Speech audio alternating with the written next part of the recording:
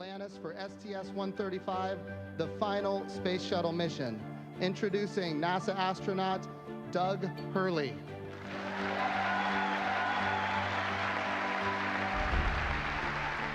It's a life-changing process in so many ways to fly into space. It's just overwhelming in some respects. Just the sensations, the rumbling, the shaking, the acceleration. My name is Doug Hurley, and I'm the spacecraft commander for the Demo 2 mission to the International Space Station.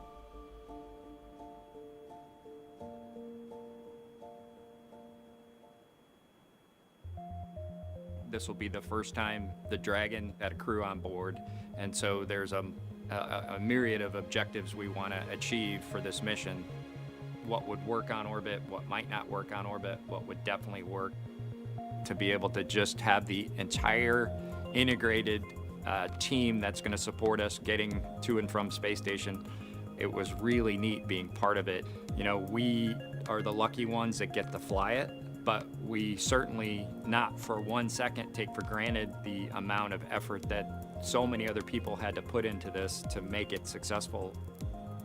For Doug personally, he's worked so hard, I mean, through his entire life, to get to where we are right now. As a test pilot, this would be the dream to fly a new vehicle. So it makes me so happy to see that he gets to be part of this mission, the spacecraft commander. I'm just glad to see his hard work and his dreams come true for that. It's been a long road in a lot of ways for not only us, but certainly for all the folks that work in the commercial crew program, as well as SpaceX in our case, just working to get to this point.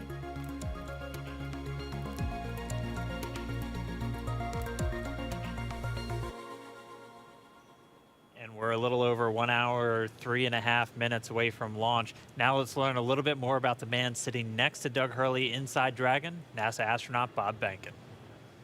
My career at NASA has kind of spanned a couple of decades at this point. I arrived with the class of 2000, went through the training program, primarily focused on the space shuttle and the International Space Station, learning those systems. Having launched a couple times on vehicles, you know, the second time was definitely different than the first time. You can feel a little bit guilty of, hey, should I study one more thing, or is there one more piece of information I should get? Am I really prepared or not? So that's definitely different between where I was on my first flight and where I'm at right now. For me personally, as a spouse, watching everything that Bob has put into this over the last 5 years, the dedication that he's shown, the perseverance is pretty special. For both of us, though, the way our minds work, it won't be until sort of the mission is complete that you have really a chance to savor it and celebrate it. This is a huge accomplishment for an Air Force flight test engineer to be part of the demonstration mission of a brand new vehicle. It's going to be amazing. Without a partner that has that same appreciation, I think it can be challenging for some folks. There's a lot of work and a lot of time that takes away from family that that my spouse appreciates, and I love her for that. On a deeply personal level, I'm really excited that my son is going to get a chance to see me launch into space. Being an astronaut has been a little bit of an abstraction thing for him because he's seen me do it in old videos, but he hasn't seen me do it for real. And so I'm excited for him to see this launch. Really, my role on the Demo 2 mission is to make sure that we get this vehicle tested and evaluated so that we can move on to more operational missions at the International Space Station. We've got a lot of objectives on board the vehicle that we need to accomplish to really make sure that it's good to go. We'll make sure all those systems are working during the test flight so that the future missions will have them available even if they don't plan to utilize them.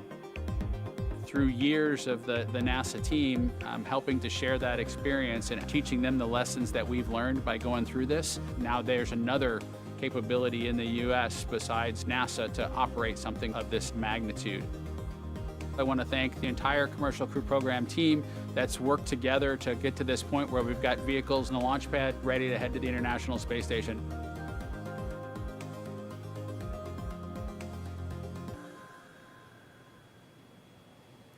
If we look even further into the not-so-distant future, flying on a mission to space will be an option for more people as SpaceX plans to also fly private astronauts on board Dragon. Earlier this year, SpaceX signed an agreement with the space tourism company Space Adventures to fly up to 4 passengers on an orbital trip aboard Dragon as early as next year. And of course, it's NASA that is making private astronaut missions to the space station a possibility. We are looking forward to these missions, and we hope that you guys are all too. All right, we are just 20 seconds away from T-minus 1 hour. This is going to be a really big moment that everyone's going to want to listen to. We're expecting a weather update, obviously hoping that the weather is improving. And so we should find out in the next 10 seconds or so. So we're going to stand by for a moment and wait for the Corps to give Bob and Doug a call, and then we'll all hear the latest. Dragon, SpaceX, we're at T-minus 1 hour. You are go for Section 6. When ready, report go for launch. We'll put it in work.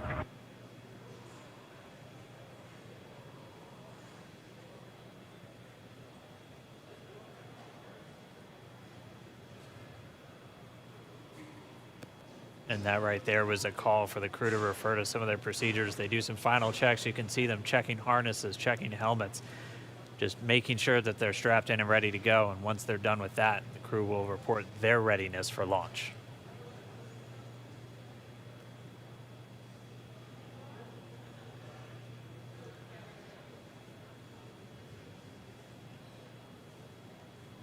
SpaceX Dragon in 6.4. Bob and I are go for launch. Copy, go for launch. And next up will be go no GoPro at T-minus 45. Dragon copies. All right, the crew is go for launch. So we are inside of 1 hour, still waiting for the weather update. But I mean, this day is one for the history books. We're returning crewed launches to station from American soil on American rockets. It's been almost 9 long years since we retired the space shuttle program. I remember that day. I'm going to remember this day.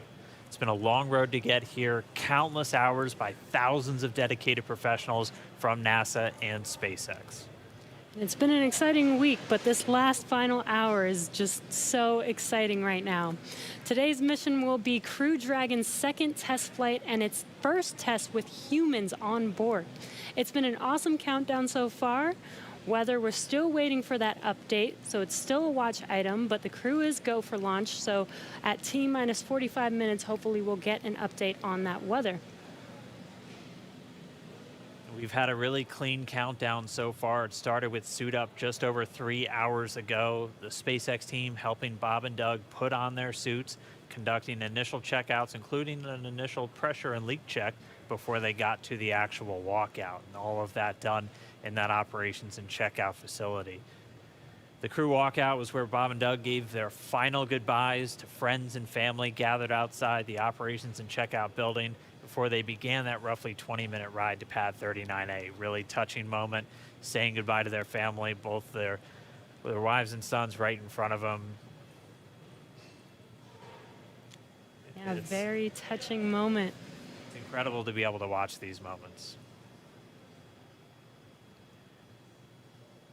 And as they got into their Teslas, we got to watch them ride all the way to the pad, and we got some great footage there. And as you can see on your screen, this is some playback from earlier of them getting into those Teslas, about to make that drive down to the pad.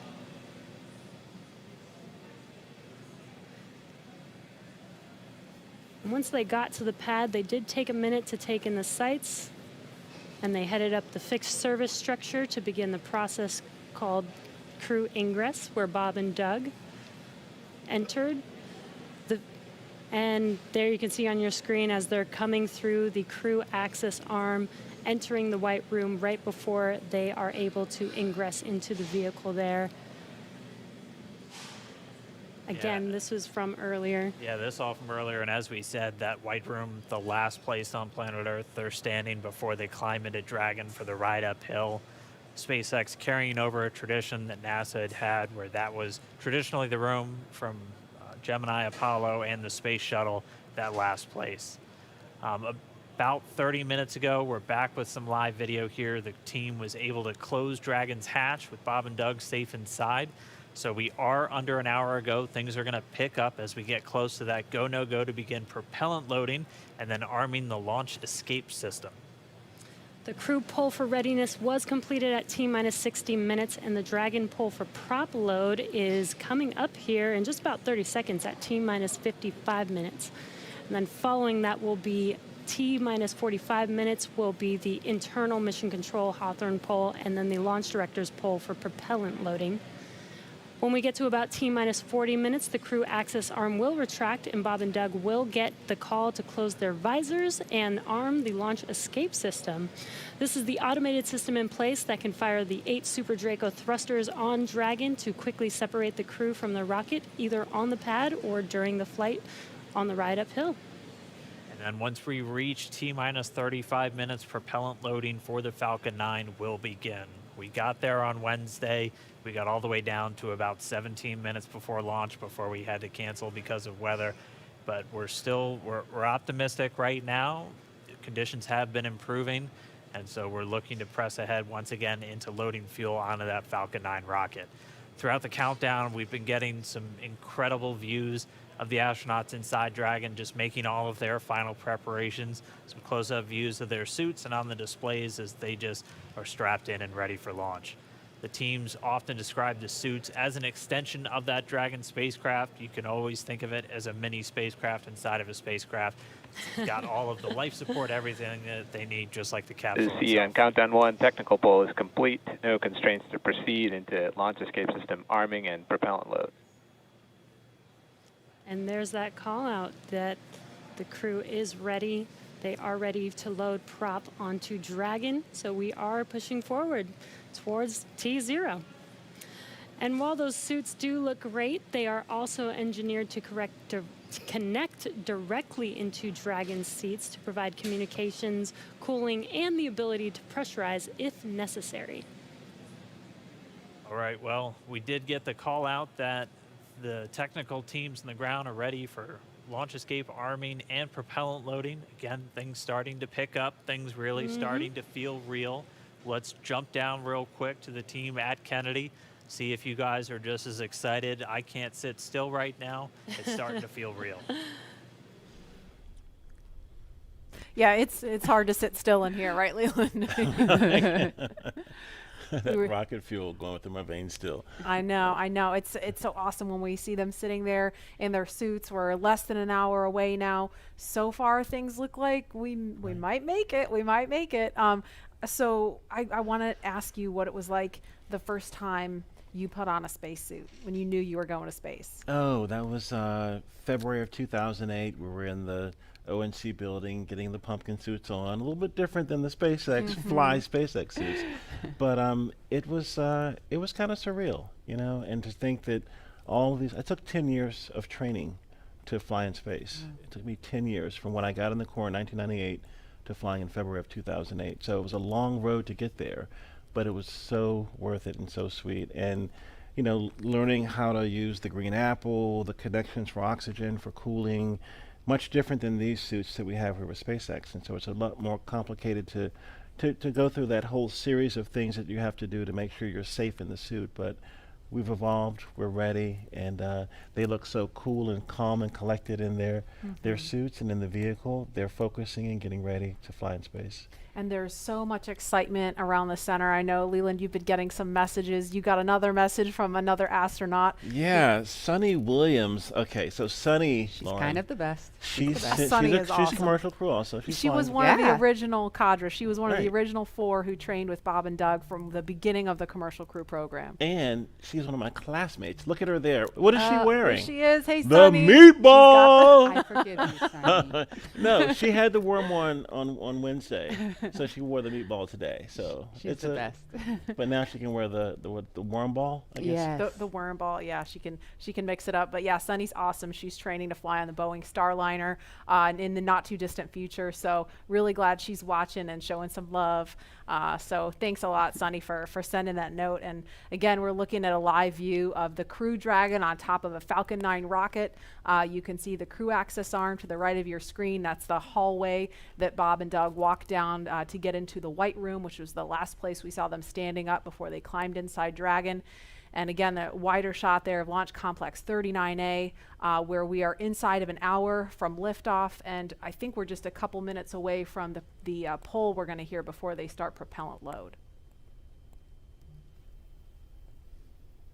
Again, a 2-stage rocket there, and gosh, you guys, the weather looks not that bad. I mean, obviously that is not an official forecast, but it doesn't look quite as bad as it did Wednesday. We've got a little bit better odds. So there's the countdown clock. We're to helium.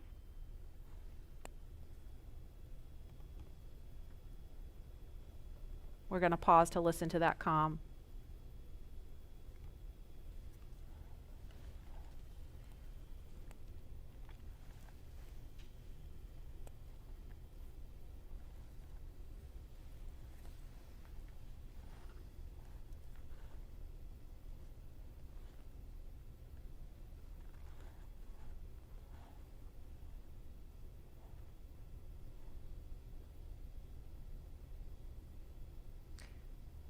If you're just joining us, we're less than 50 minutes from the scheduled liftoff of the Falcon 9 rocket carrying Crew Dragon. And if we start to hear any kind of update on weather or polling, we will pause to listen in for that. But if things go as scheduled, we should be hearing the launch director verify go for propellant load at about T-minus 45 minutes. So we're going to send it over to Hawthorne to carry the ball. John Insprucker or Jesse, are you there? This weather is go at this time. Dragon copy, go weather.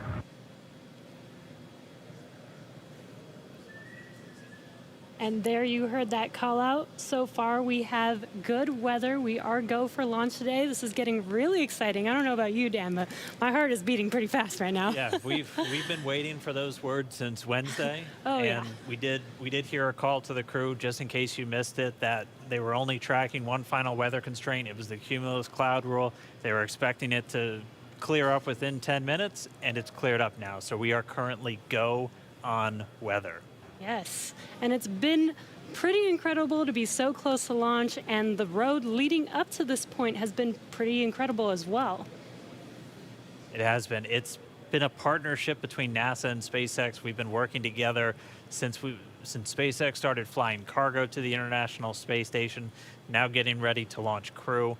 And we've been really fortunate to work with not only a lot of international partners on the International Space Station, but a lot of And as really a reminder, great here in companies. the control room, we'll be closing doors here once we start with propellant load. Any last-minute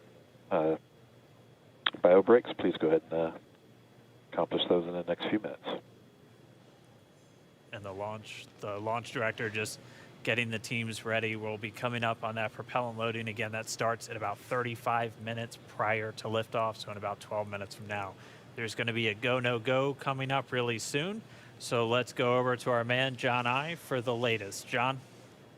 It's T-minus 47 minutes, 24 seconds. We're continuing to count down. As you just heard, the launch director and launch team are preparing for the readiness for launch poll. Now, the launch director is currently checking with Dragon mission director and NASA launch manager for their readiness. And actually, it sounds like everybody is good there. The launch director will then ask the team, he'll tell them the poll is open, and the 13 members of the SpaceX launch team will be electrically polled for their go to load propellant, as well as continue all the way to launch.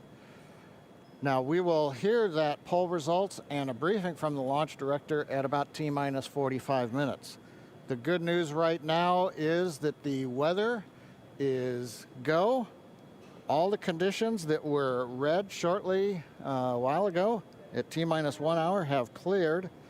We're, as the weather forecaster said, cautiously optimistic. Currently, Countdown. the probability... Poll is complete. We're go for propellant load. Well, we got an early call out there. And launch control clear to retract the access arm on time. After that, arming access arm retract at T-minus 45 minutes. Got an early call from SpaceX launch director Mike Taylor that the poll is go. You also heard the direction, T-minus 45 minutes to prepare for retract of the crew arm. As we hear more discussion, we'll stop and let you listen in. But right now, weather for liftoff, ground level winds are good, 10 to 15 miles an hour, well within limits. Upper altitude balloons show that conditions are acceptable. The red weather conditions have cleared up, the last one being cumulus clouds. And the probability of violation is set at 30% right now, so that's 70% chance of good weather. We're continuing to watch. There is about a less than 10% chance of lightning. We're also watching the abort corridor off of the Atlantic coast. In case, for example, at stage separation, Dragon had to abort into the ocean. The conditions there are acceptable. There has not been lightning lately. The weather, winds are good, light rain. It is go, but NASA is going to continue to watch those conditions. T-minus 45 minutes and counting. Reminder on hold and launch escape protocol. For non-urgent no-go conditions, brief the CE or LD, and they will approve aborting launch auto-sequence and proceed to launch abort. For urgent issues affecting the safety of the operation, operators shall call hold on the countdown net. Launch control will immediately abort the launch auto-sequence and proceed to the launch abort auto-sequence. Operators shall also advise launch director whether structural break or fire is imminent or occurring per Dragon manual escape flight rules. A reminder on fire alarm instructions. In the event of a fire alarm, key operators previously briefed will remain at their post while the alarm is evaluated. In the event that personal safety is threatened, evacuate to the south-facing emergency exit, which leads directly outside. At this time, weather is go for launch. You can see on the screen, we're inside T-minus 40, we're T-minus 44 minutes, 5 seconds. Crew axis arm retracting away. SpaceX launch director is given the final brief to the crew. And we will be beginning propellant loading at T-minus 35 minutes. So right now on Falcon 9, ready to get into propellant loading. Dragon, crew, getting configured, set up. The arm is pulling away. The range is go for launch. They continue to monitor the air and the sea space. Everything looks good. And we finally have gotten green across the board on the weather conditions, but we can't take a deep breath quite yet. We're going to have to watch the weather all the way down to T0, both here at Kennedy Space Center and out in the Atlantic in the abort zones. Now earlier we saw many of you following the launch from the United States on our hotspot map. Now that we're inside an hour, we're seeing large numbers of folks logging on, tuning in from coast to coast and around the world. So we'd like to know, is this your first time watching a launch live, not counting Wednesday? And if not, how many have you seen before? Tell us using the hashtag LaunchAmerica from your favorite social media platform. And with that, at T-minus 42 minutes, 50 seconds, conditions are go, and we are counting down for an on-time launch. Let's send it back over to Kennedy Space Center as the action begins to pick up on the pad. Dragon, SpaceX, you are go for Section 7, close visors and arm launch escape system. We will put Section 7 in work, visors come in close.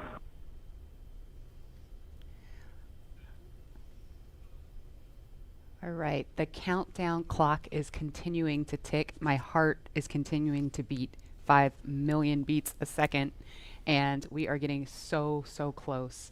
SpaceX Dragon in 7.2, visors are closed. We're arming launch escape system. Copy.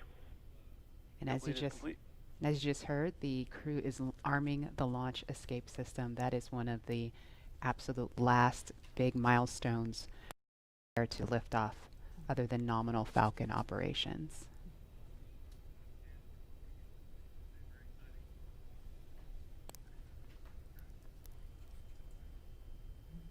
So just a minute ago, we saw the crew access arm retract, and obviously we just heard on the comms, Bob and Doug getting ready to arm the launch escape system, and so that is something that protects them all the way to orbit. So when fueling starts at about T-minus 35 minutes, so just over 6 minutes from now, they will have the capability to abort, to separate from Falcon 9 either on the pad or even after liftoff.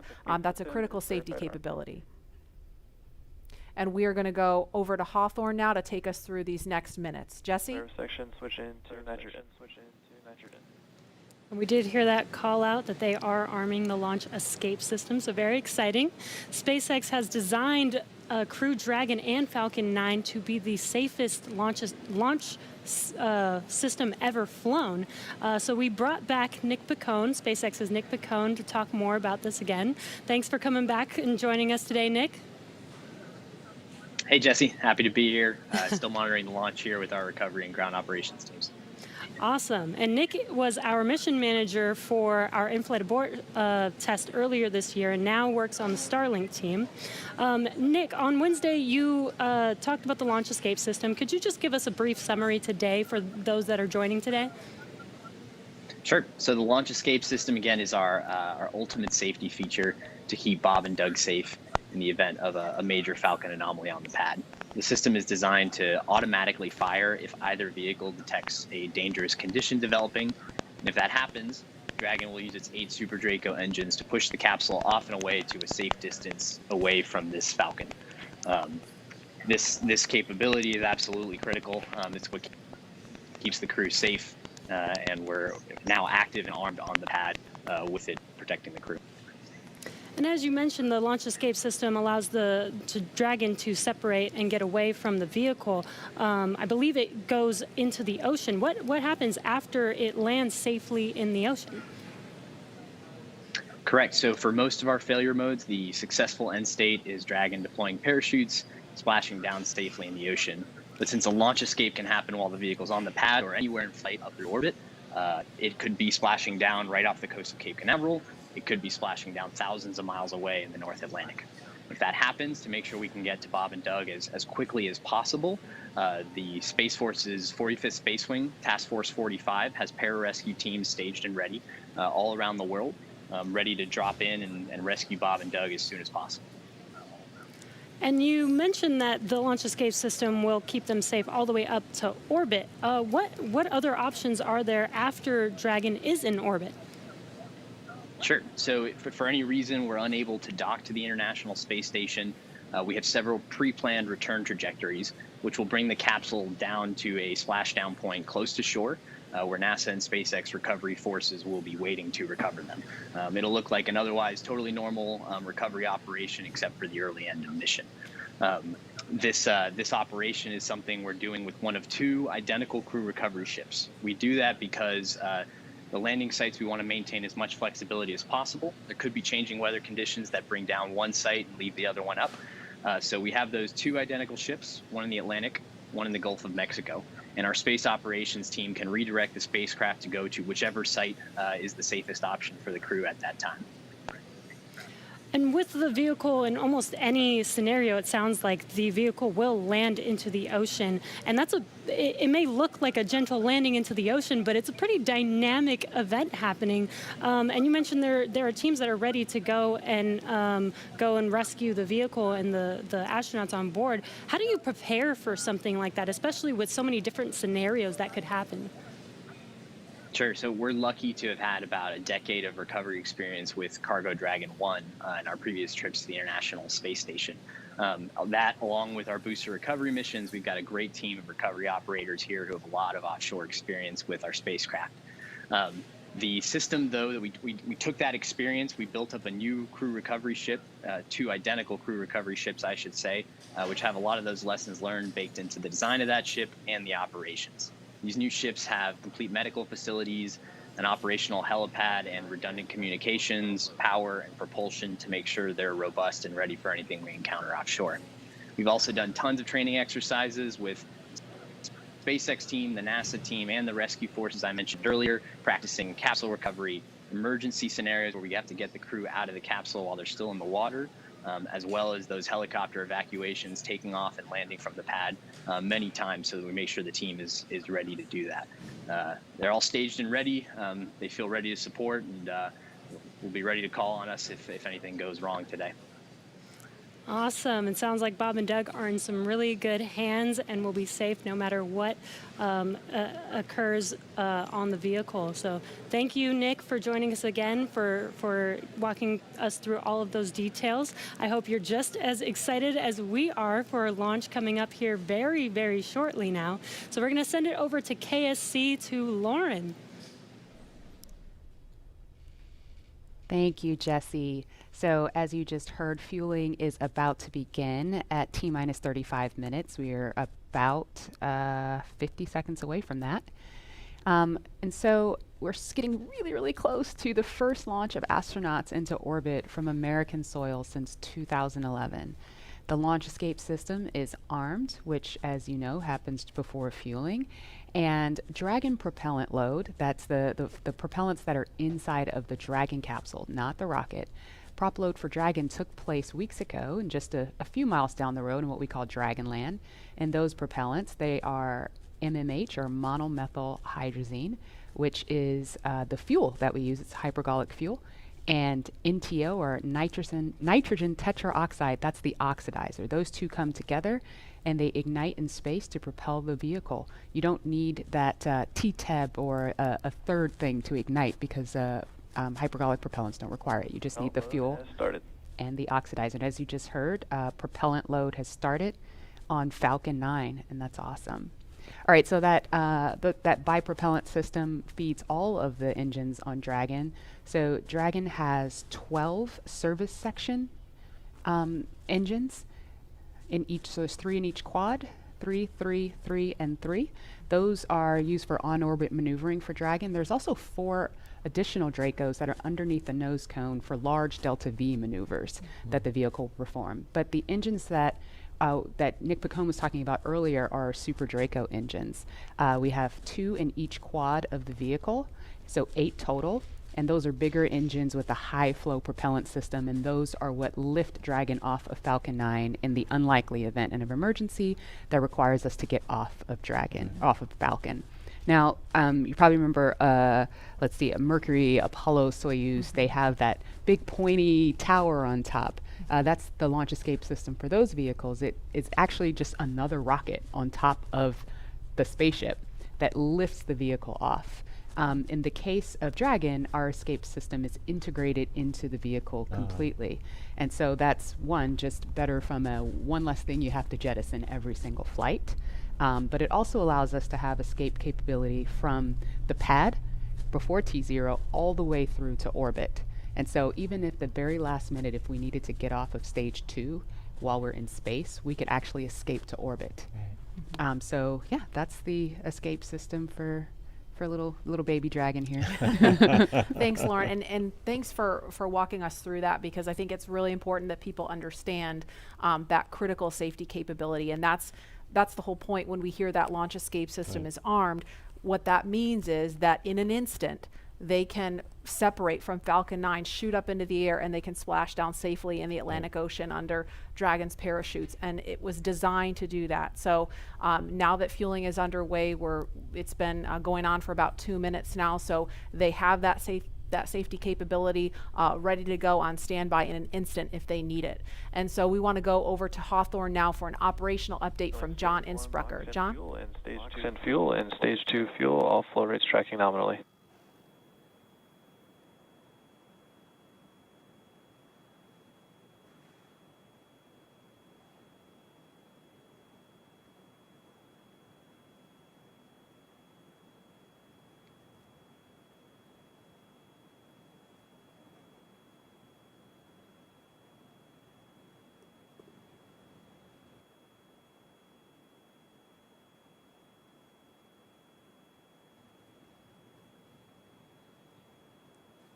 We're at T-minus 32 minutes, counting down. These final minutes, everything's still looking good for Falcon 9 and Dragon for an on-time launch. Falcon 9 did begin propellant load at T-minus 35 minutes at planned. Now on the Falcon 9, we use a fuel and oxidizer as the propellants that power it. The fuel is commonly known as RP1. That's rocket propellant grade 1 kerosene. The oxidizer is densified liquid oxygen, also called LOX. Densified means it is kept much colder than typical for launch vehicles. This allows for more oxidizer to be loaded into the first and second stages. Now with the fuel and oxidizer on hand, we need an ignition source to complete that fire triangle, as we call it. For this, Falcon 9 uses a fluid called T-Tub. It ignites in the presence of oxygen and gives off a green-colored flame. Now it's hard to see on the first stage ignition due to the water that'll be spraying on the pad, but you might just see the green flare as the second stage engine ignites following stage separation over 2.5 minutes into flight. Now currently first stage fuel tank is about 10% full. The first stage, as a reminder, as you look on the left side of your screens, the first stage is the long white cylinder at the bottom, topped off by the black cylinder. So over 2/3 of the rocket is that first stage. So the fuel tank is getting loaded. We're also loading the liquid oxygen into the first stage also. The second stage, which is the top 1/3 between the Dragon and the black cylinder, that's the white second stage, that is being loaded with fuel right now. That's about 8% loaded at this moment. Liquid oxygen loading is going to begin on second stage at T-minus 16 minutes 30 seconds. Liquid oxygen loading will continue on both stages all the way down to the last few minutes of the count. We're also loading helium into pressure vessels on the stages. That's used to pressurize tanks in flight as the propellant is pulled out by the strong Merlin turbopumps. On board the Dragon spacecraft, astronauts are monitoring systems while the propellant is loaded into Falcon 9. While we mentioned we had trained them with sounds that we had recorded on board. They've been through most of the propellant load, and they are now experiencing those sounds and vibrations. Stage 1, the grab range helium load continues started. to report no problems. They are go to support launch. Weather, the last of the red conditions cleared up about 15 minutes ago. Everything is marginal but acceptable on the weather. We'll continue to watch all the way through the countdown. Now, as a reminder, today we are now into an instantaneous launch window now that we've begun propellant loading. So at this point, if we hear a hold for any reason, we'll have to stand down and target our backup launch opportunity tomorrow, May 31st.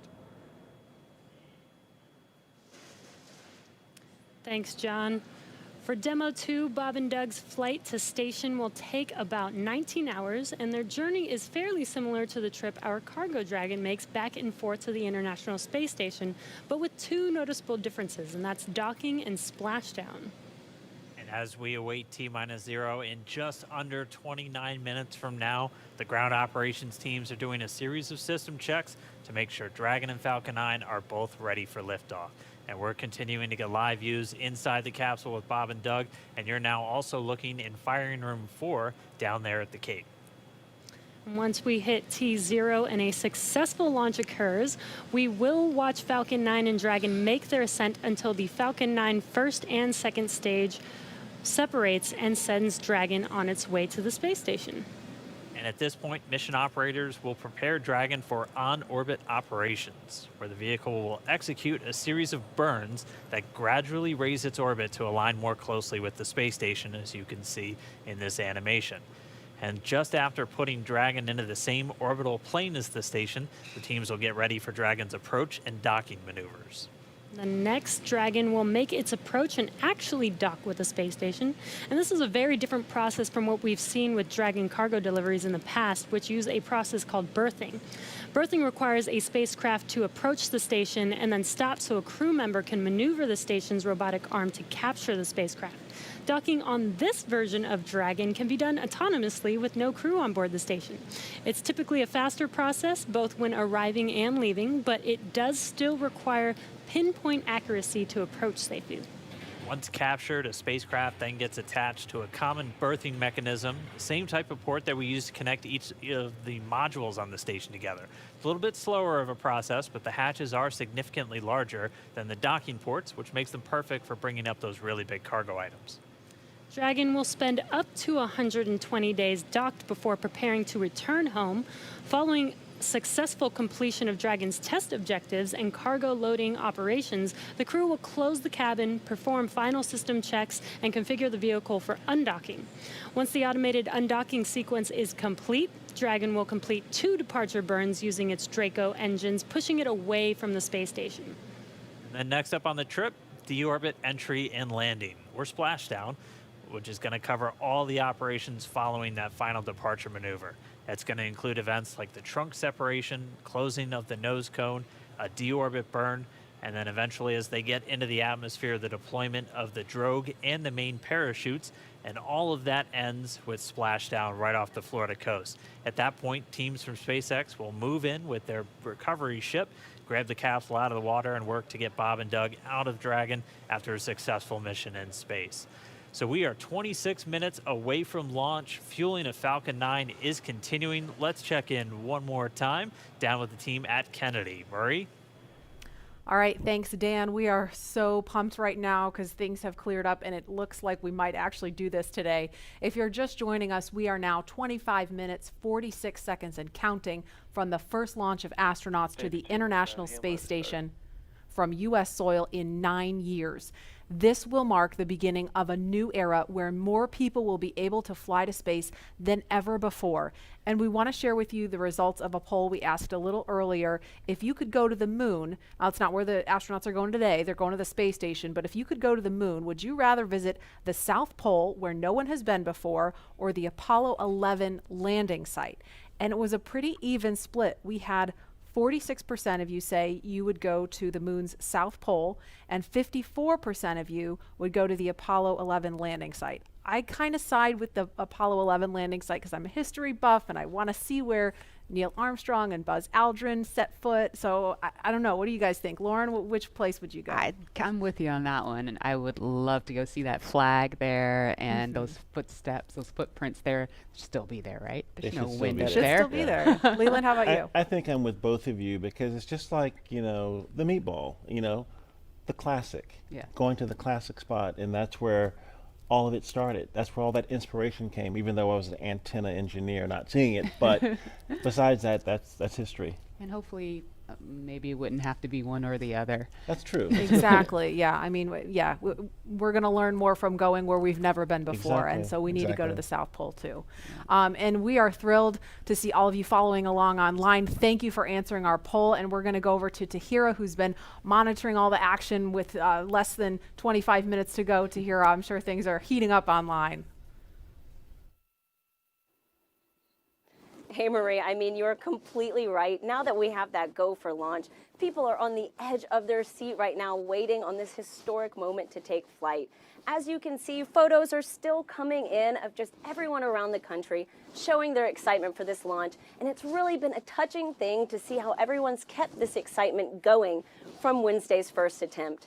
So we just took a look at numbers, and we are now over 3 million people tuning in for this historic launch. And so for me personally, I just want to wish Bob and Doug the best of luck. This will be my own first time watching humans lift off to space from the United States, and it's just going to be a super emotional moment. For that, Marie, back to you at Kennedy for these last minutes before launch. All right, thanks, Tahira. And Leland, we got 23 minutes and some change to go. What do you think Bob and Doug are feeling right now? I think, you know, they're very calm, cool, and collected as test pilots, but I think they're thinking about what are the steps that I have to take if a malfunction or something happens. And so the nominal stuff is all kind of automated, but if something happens where they have to intervene with those touch screens, that's what they're thinking. And we're just inside 23 minutes now. So on Wednesday, we were 5 minutes further in the countdown when we heard that call to scrub, and the weather was still very touch and go at this point on Wednesday. But today, it at least for right now, I don't want to jinx it. I'm afraid to even say it out loud, but it looks better today. Yeah, and it feels like I'm feeling it a lot more than I did on Wednesday. Right. And, you know, speaking of Bob and Doug and them being really calm and cool and collected, having had the opportunity to be in meetings with them and to watch them train, I have to say, and to all of my friends who work with them every single day, the feedback is always just what great people they are. Right. And just how not just bright and sharp they are, but just good people. Right. And around the office, we often refer to them as the dads. Yeah. The dads? They're the dads. They're dads. They are dads, Okay. and we've met their families. And when you see people on that very personal level, it starts to mean so much. They are a part of our team. You know, they're not a customer. They're our team. They're not a payload. They're our team. They're our family. And so we're just so excited to see the dads up there today. Yeah. Go dads. Yeah. All right, we're going to go send it over to Gary for an update from Houston. Gary? Hey Marie, the space station team here is focused. All eyes are on the system checks that are happening across the board, and we're listening in as we close in on launch, and I can tell you that things are looking very good. Chris Cassidy will be watching from the International Space Station, right now flying over the Pacific Ocean and heading to cross right over the launch pad. We might even get some good views from the station. Hope to be capturing those. We'll have the launch view on the big screen up front, and everyone's excited to see our 2 crew members on their way to the International Space Station. But before we get to it, I just want to pass on good luck from the entire flight operations community here in Houston.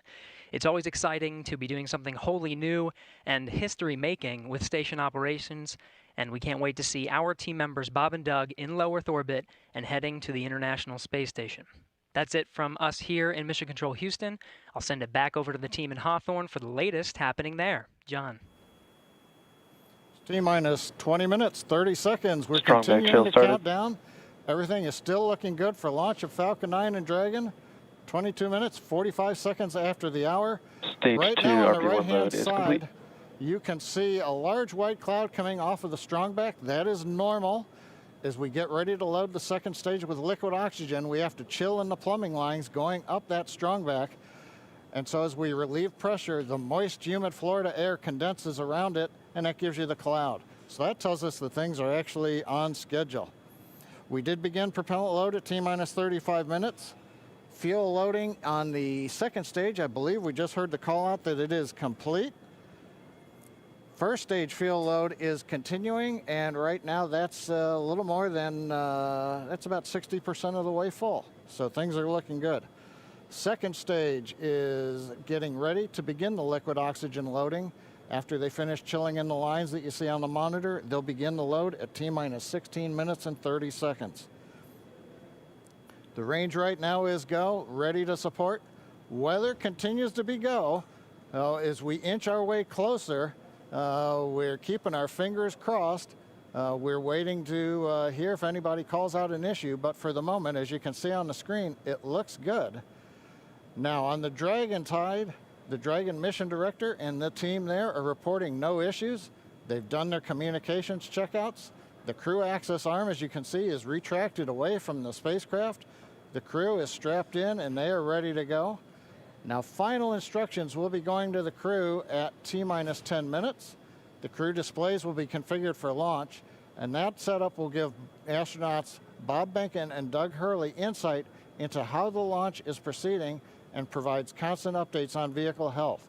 We've already heard the crew give their go, close their visors, and get ready for launch.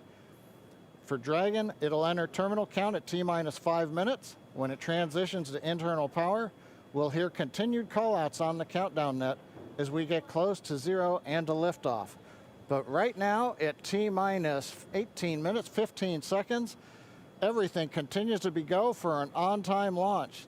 So Dan, Jesse, things are looking pretty good. How are they doing over at your stand? Things are great from about 15 feet away from you, John, and honestly, things are looking pretty great down at the pad there. We're seeing a lot more blue in the sky. Green is the color we want when we're talking about weather, and that's where we're sitting right now. So we're continuing to count down. We are under 18 minutes away from liftoff. Again, it's an instantaneous liftoff it's going to be 12:22 and 45 seconds here on the West Coast, 3:22 and 45 seconds over on the East Coast there in Florida. Just a reminder, it's going to be about a 9-minute ride up to orbit for the Falcon 9 and Bob and Doug on board Dragon. It'll be a 2-stage flight, so we'll see the first stage fly until we hear MECO, or main engine cutoff, about 2.5 minutes into flight. After that, the second stage will take over and continue to power them the rest of the way. Second engine cutoff comes in just under 9 minutes at about 8 minutes and 44 seconds. Following that second stage completing its job, it'll continue to coast for about 3 minutes. It'll do a slight attitude adjustment and null out any rates, so make sure it's not in any kind of a spin before they do separation. So that's when the Dragon spacecraft will physically separate from the Falcon 9 vehicle and Bob and Doug will be flying free. It's about a 19-hour ride if we launch today on time. So that means Bob and Doug will get on orbit. They'll have a number of burns or those firings of those Draco thrusters that they'll do over Stage 2 LOX load started. We hear the LOX. The liquid oxygen load has now started on stage 2. But again, they're going to be doing a series of burns on the way uphill towards the International Space Station, 5 spread out over the first 16 hours or so of their flight until they get much closer and it's time for that approach and docking. And we are expecting that with an on-time launch to happen today. That'll be coming tomorrow in the afternoon. All right, now that we're under 16 minutes away, we have a special guest joining us. I'm going to toss it over to Jesse. We are T-minus 15 minutes and 45 seconds from liftoff of our second demonstration mission today, and we have the honor of having SpaceX's President and COO, Gwen Shotwell, join us. Thanks, Gwen, for coming out and taking a few minutes to chat with us. Thanks, Jesse. We know you've been on console. How's the countdown been going so far in there? Countdown is clean today, just like it was Wednesday. We did clear the weather hurdles sooner than we did on Wednesday. And the only thing we're watching right now is downrange weather and lightning at the staging location. Of course. But we will clear that hurdle at T-minus 7 minutes. Awesome, great, very exciting. Now I'm going to throw it back to 2012 because you were on console for Dragon when it was first making its way to the space station. How does that experience compare to today? Stage 2 LOX is on the DPs So and I was Dragon nervous on the way. then. I stopped getting nervous for launches. Today I'm nervous again. Super nervous. Stomach and throat. Understandable. No, it's a fantastic day today. I'm really excited. The team is pulled together. It's such a professional operation. And when I say team, by the way, I mean SpaceX and NASA. These folks have been working incredibly hard and have done a fantastic job. Yes, and we are all so excited. And we know that you have to get back inside of Mission Control, but is there anything that you wanted to say before liftoff to NASA and SpaceX? Well, I want to thank NASA, of course, for their generosity and their help with getting to this place. I want to thank all the SpaceXers who have come together to make this moment in history. And I want to thank Elon for hiring me. We thank Elon for hiring you as well. Thank you so much for joining us. We'll let you get back to Mission Control. And good luck with launch today. Thanks, Jesse, and Godspeed, Bob and Doug. Well, we are so excited. We are just a few minutes away from countdown, so we are going to turn it over to Dan and John for the final minutes in terminal count. Take it away, John. T-minus 13 minutes, 30 seconds, continuing to count down. We're continuing to load fuel onto the first stage. That should finish up in just about 6 minutes. Fuel is completely loaded on the second stage. That's closed out. And we are continuing to load liquid oxygen on both the first and second stage. The liquid oxygen load beginning on the second stage just about 3.5 minutes ago. We are also loading cryogenic helium into the storage vessels on the first and second stage, getting in the last little bits of helium when we keep it cryogenic, cold and liquefied. That gets us, just like we do with liquid oxygen, the maximum amount into the storage volume so that we can get the most performance out of the vehicle. Right now, we are in a fairly quiet state on the vehicle. Ground pumps continuing to put the propellant in to first and second stages. Next significant issue, callouts that we're going to hear will probably be inside the T-minus 10 minutes when they talk to the crew. We'll listen for that. But at the moment, everything continuing to look good at T-minus 12 minutes and 20 seconds.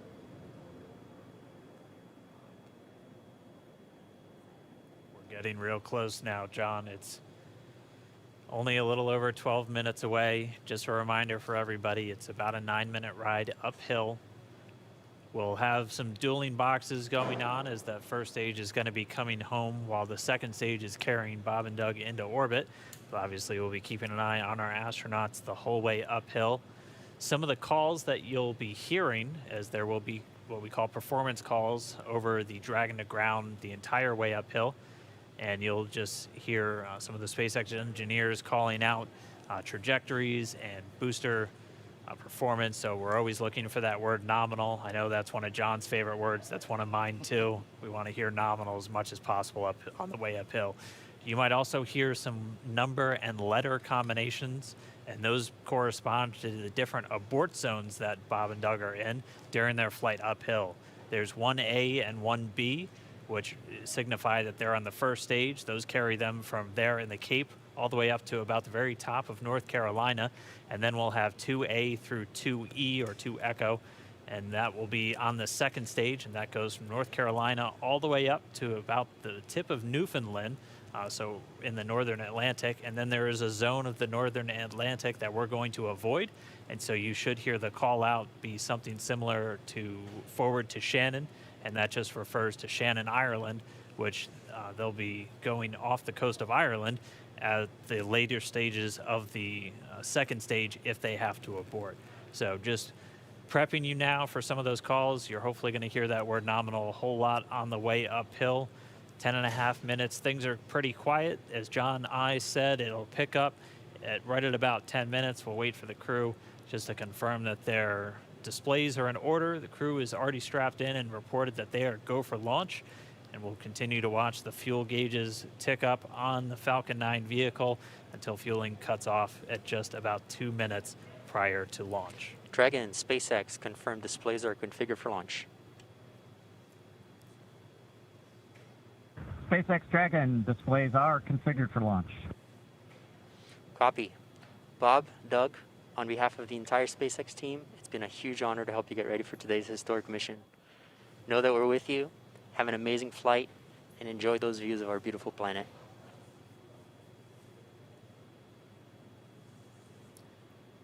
Thanks, Jay. It is absolutely our honor to be part of this huge effort to get the United States back in the launch business. We'll talk to you from orbit. Thank you. Copy all. Thanks for those words. The SpaceX core, so again, that voice that's going to be talking to Bob and Doug throughout their mission from right here in Hawthorne, just offering a few quick words. The crew did confirm their crew displays are configured for launch. We are coming up on 9 minutes and counting. We've gotten through T-minus 10 minute with the crew discussions. Activity is now going to switch over to Falcon 9. Our next major event comes at T-minus 7 minutes. We begin what we call engine chill. Pre-valves will open. Those currently separate propellants on the first stage from getting down to the Merlin engines. We'll open the pre-valves. That'll allow fuel liquid oxygen to flow to the top of the pumps. And more importantly, when we open the valves, that'll allow us to begin chilling the 9 Merlin 1D turbopumps on the first stage engine. It'll take a few minutes to get them cold enough to where they would then be ready to pass the large amounts of liquid oxygen through the pumps and into the main thrust chambers when we get to engine ignition at T-minus 2 seconds. We don't want to try to run highly chilled liquid oxygen through a warm pump. You would flash that into gas, and running gas through a high-speed pump is not a good thing.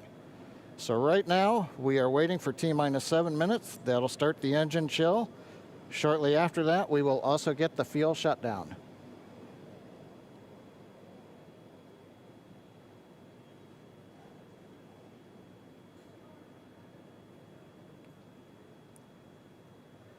Listening to the SpaceX launch director in the background there. As I mentioned, at T-minus 7 minutes as we start the chill, we will also get into the final topping off of stage 1 fuel, and then the fuel load will complete.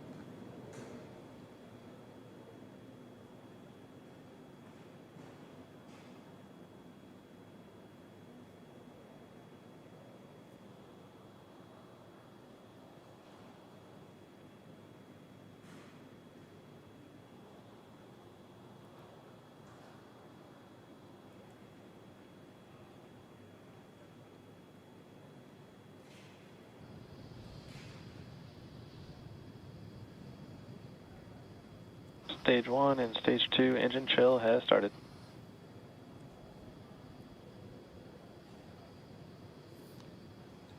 We've heard the call out. Stage 1 engine chill has started. That's gone up to the crew so that they've got situational awareness. As I mentioned, the pre-valves are open. And now we are topping off first stage fuel, getting ready to finish the fuel load. Liquid oxygen load on first and second Engine stage hydraulics at pressure. will continue until the last 3 to 2 minutes of the countdown. We should hear that call out RP1 load complete coming up in about 6 minutes. Again, RP1 is just that densified kerosene or that rocket fuel that Falcon 9 is going to be used to power Bob and Doug to orbit today.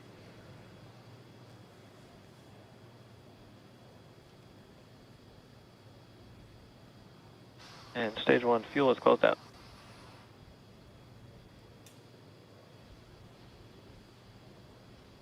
Right on time. That call out indicates that the fuel loading on the first stage is complete. Draining back the lines now, so first stage and second stage fuel are complete. Liquid oxygen loading is continuing on both stages. You can see on the view on the left side of the monitor the condensation, the cold gas wrapped around the stages as the tank skins are chilled by the densified liquid oxygen, picking up the humidity Falcon from 9 the is in Florida air. line. It looks like at this moment we're a little more than 90% full on the oxidizer on the first stage, ticking up towards that 80% mark on the second stage. We'll be counting down all the way till about 2 or 3 minutes, as John and I just said, until everything is loaded Falcon in 9 Falcon heaters 9. closing out. And then we will be go for launch. Dragon has transitioned to configure for terminal count. Vehicle tanks pressing for strongback retract.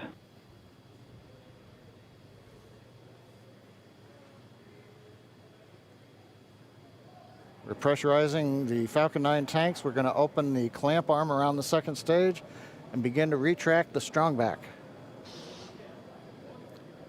We'll move back about 2 degrees. That'll get us to the liftoff position. At liftoff, the strongback will then recline about 45 Strongback degrees retract has away. started. Stage 2 RP1 bleed. Launch director called out the strongback retract has started. On the left, you'll see it go back just a couple of degrees. Stage 1 RP1 bleed.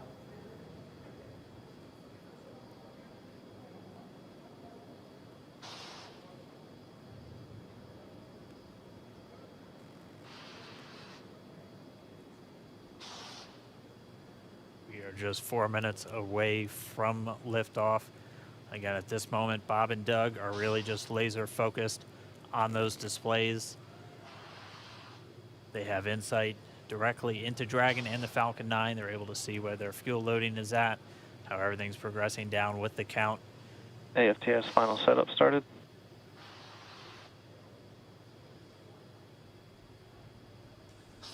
Three and a half minutes from launch. And the strongback is now reclining away from the Falcon 9.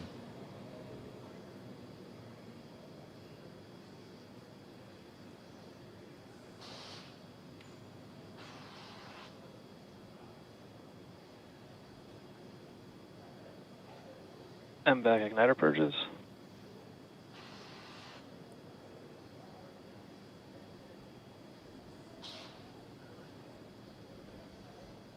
Pogo bleed. Dragon has transitioned to terminal count and is on internal power. Stage 1 LOX load closed out. Okay, we're at T-minus 2 minutes, 42 seconds. Stage 1 LOX load is closed out. Stage 2 will continue to load for about another half a minute or so. Once we get the completion of Stage 2 LOX loading, we have to vent down the line, so you'll see another large white cloud coming off of the strongback. That'll be normal. That'll happen Vehicle around is transitioning to internal T-minus power. 1 minute and 40 seconds. We're going on internal power now. Just a few seconds away from the Stage 2 LOX load being complete. It's been almost 9 years since we've been in this position. A lot of work done by thousands of people to get to this point. All our eyes focused on 2 now.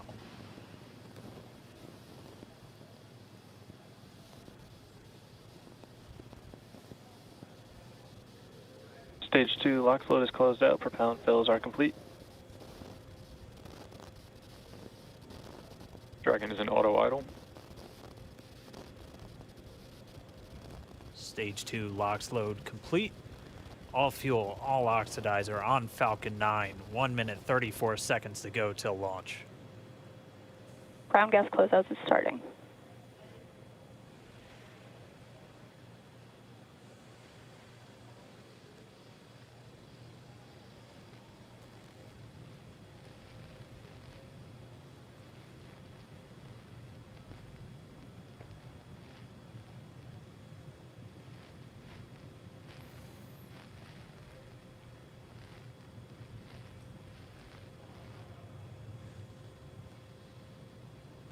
Falcon 9 is in startup.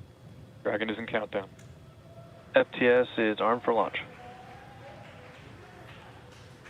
Under a minute now, the FTS, the flight termination system, has been armed. Dragon, SpaceX, go for launch. SpaceX Dragon, we're go for launch. Let's light this candle.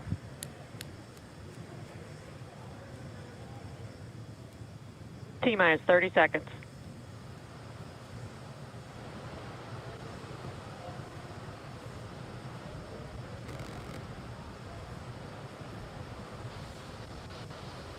Stage 1 tanks pressing for flight. T-minus 15 seconds.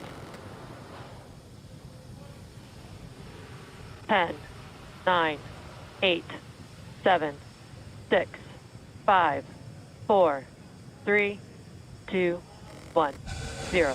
Ignition. Liftoff of the Falcon 9 and Crew Dragon. Go NASA, go SpaceX, Godspeed, Bob and Doug. America has launched.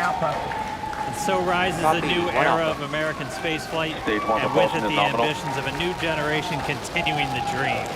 20 seconds into flight, stage 1 propulsion is nominal.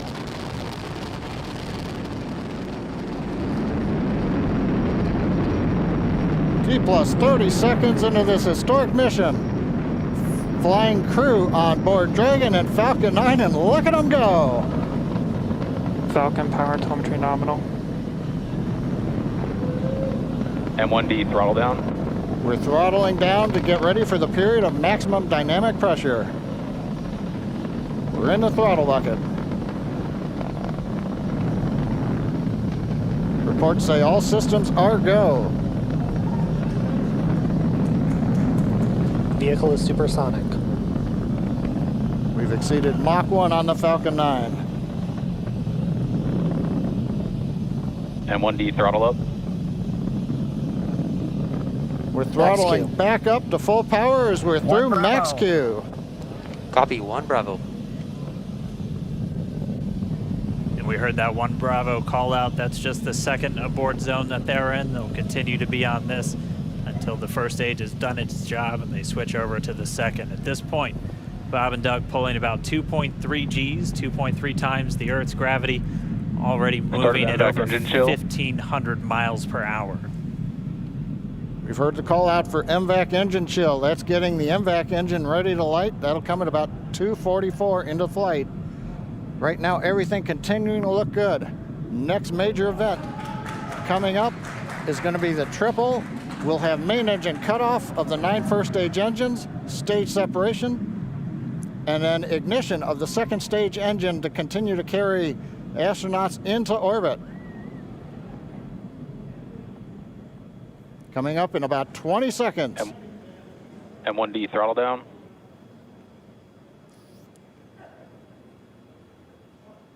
We heard we're throttling down the Merlin engines on the first stage.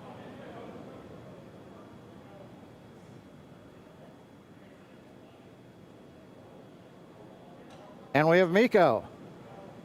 Miko. 2 Alpha. Falcon stage separation confirmed. Copy, 2 Alpha.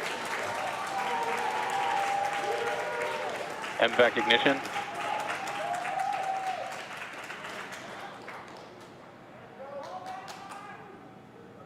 All right, we have stage separation confirmed. The first stage beginning its flight back. The second stage being powered by that single Merlin 1D vacuum engine has ignited and is now carrying Bob and Doug into orbit.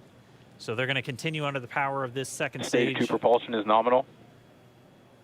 which will cut off at SECO, or second engine cut off at about 8 minutes and 44 seconds into today's flight. So a little over 5 minutes to go still on this second stage. You heard the call out to Alpha, so they're now in the longest abort zone that carries them all the way from about North Carolina up the eastern seaboard almost to Canada. Things looking good though, getting good call outs, nominal propulsion on that second stage. Bob and Doug continuing to make their way into orbit.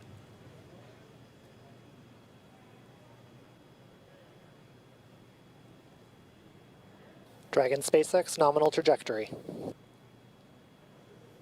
Acquisition of signal in Bermuda. SpaceX Dragon nominal trajectory. All right, here in nominal trajectory, so Dragon pointed in the right direction, continuing to make their flight uphill.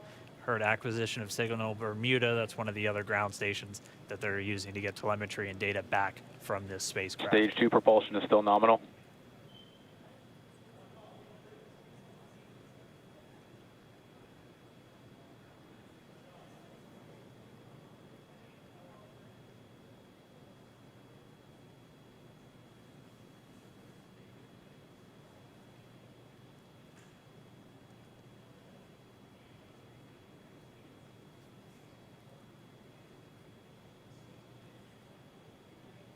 A little over 4 minutes, 40 seconds into the flight.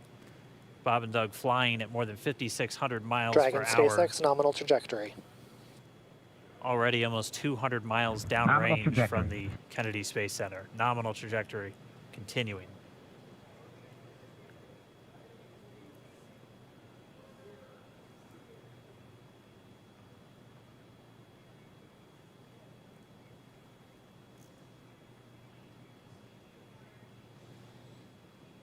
And while they continue uphill, looks like we are getting a view of the first stage as well. Yep, on your right screen, you can see that first stage with the grid fins deployed. It's making its way back to attempt to land on our drone ship, Of Course, I Still Love You today. And we're just about a couple minutes away from the entry burn, and that's where 3 of the 9 Merlin engines do ignite to help slow the vehicle down as it re-enters back into the Earth's atmosphere. And then after the entry burn will be the landing burn, which is just a single engine Dragon SpaceX nominal trajectory. And you heard nominal starting chill for entry burn. There's that call out. They are still on a nominal trajectory on Dragon, still on second stage, and that's that MVAC engine on second stage on your left screen.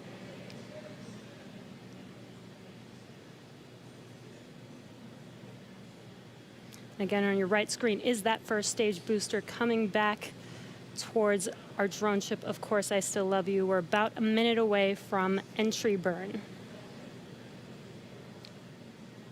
Meanwhile, that second stage continuing to power Dragon into orbit.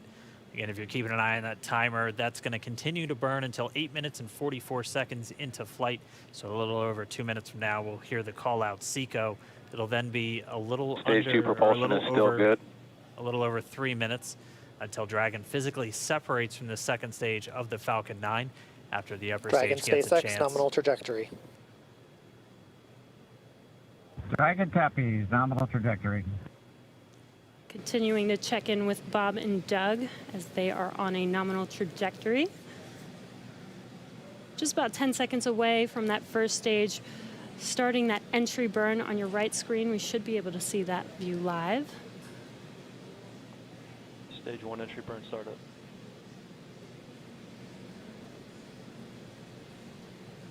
And there is that entry burn Acquisition beginning. signal, New Hampshire.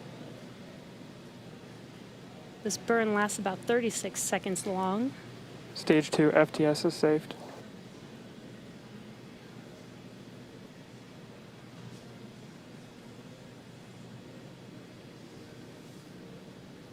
While that entry burn continues, we're just about a minute away from SECO. We'll have a number of events all happen in rapid succession. It'll be the second engine cutoff. Stage 1 we'll entry be burn looking shut for down. that stage 1 landing burn shortly after. Yeah, actually, just within a few seconds of each other. It's such a cool view on your left screen, seeing Bob and Doug on Dragon. Right now, you can see the displays that they are seeing right now themselves. Terminal guidance. MVAC throttle step. We are coming up 25 seconds or so away from SECO, or second engine cutoff. This is also the point where Bob and Doug are experiencing their highest G-force. We're seeing the counter tick up to right about 1.8. Copy, Shannon. You heard Shannon, so that just means they're in their final abort zones. If they were to abort at this point, it would either be an abort to orbit or to land off the coast of Ireland. Standing by for second Stage 1 landing cutoff startup. confirmation. MVAC throttle step. MVAC shut down. Stage 1 landing layer. Confirmation of SECO's second engine cutoff.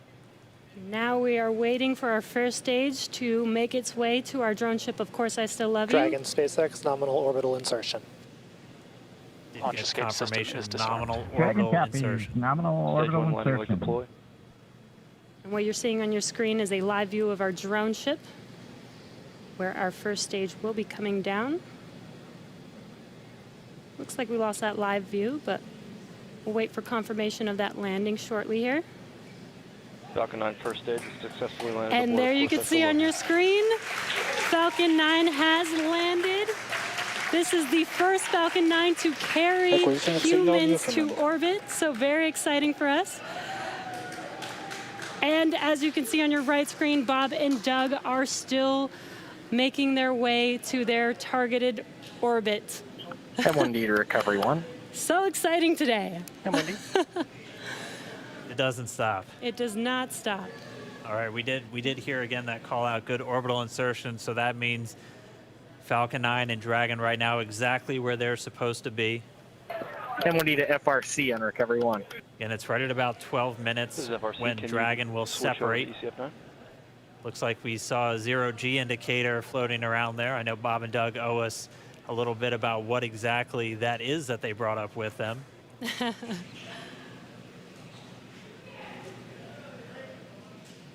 And before separation, before Dragon initiates separation from the second stage, they do make sure to make, they do ensure that the vehicle is not spinning and it is in good condition before we separate. That's right, the upper stage does small attitude maneuver using some cold gas thrusters built into the rocket body itself. Exactly, so we do expect that separation to occur in about a minute from now, but they do wait until they have full confirmation that it is ready to separate. Such cool views. I cannot get over this view that we are seeing right now. Bob and Doug on the right screen, inside of Crew Dragon, out in space. Yeah, already 200 kilometers over planet Earth, or a little over 124 miles, traveling in excess of 2,700 meters. 27,000 meters per second, or about 16,000 miles per hour.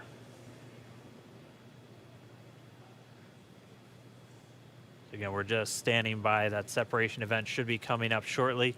Then they'll begin a series of checks on the Draco thrusters that are going to be used to maneuver and then power Dragon on its flight to the International Space Station.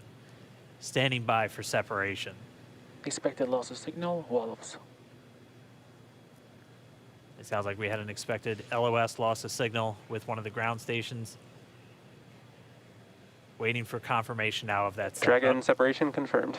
Dragon separation confirmed.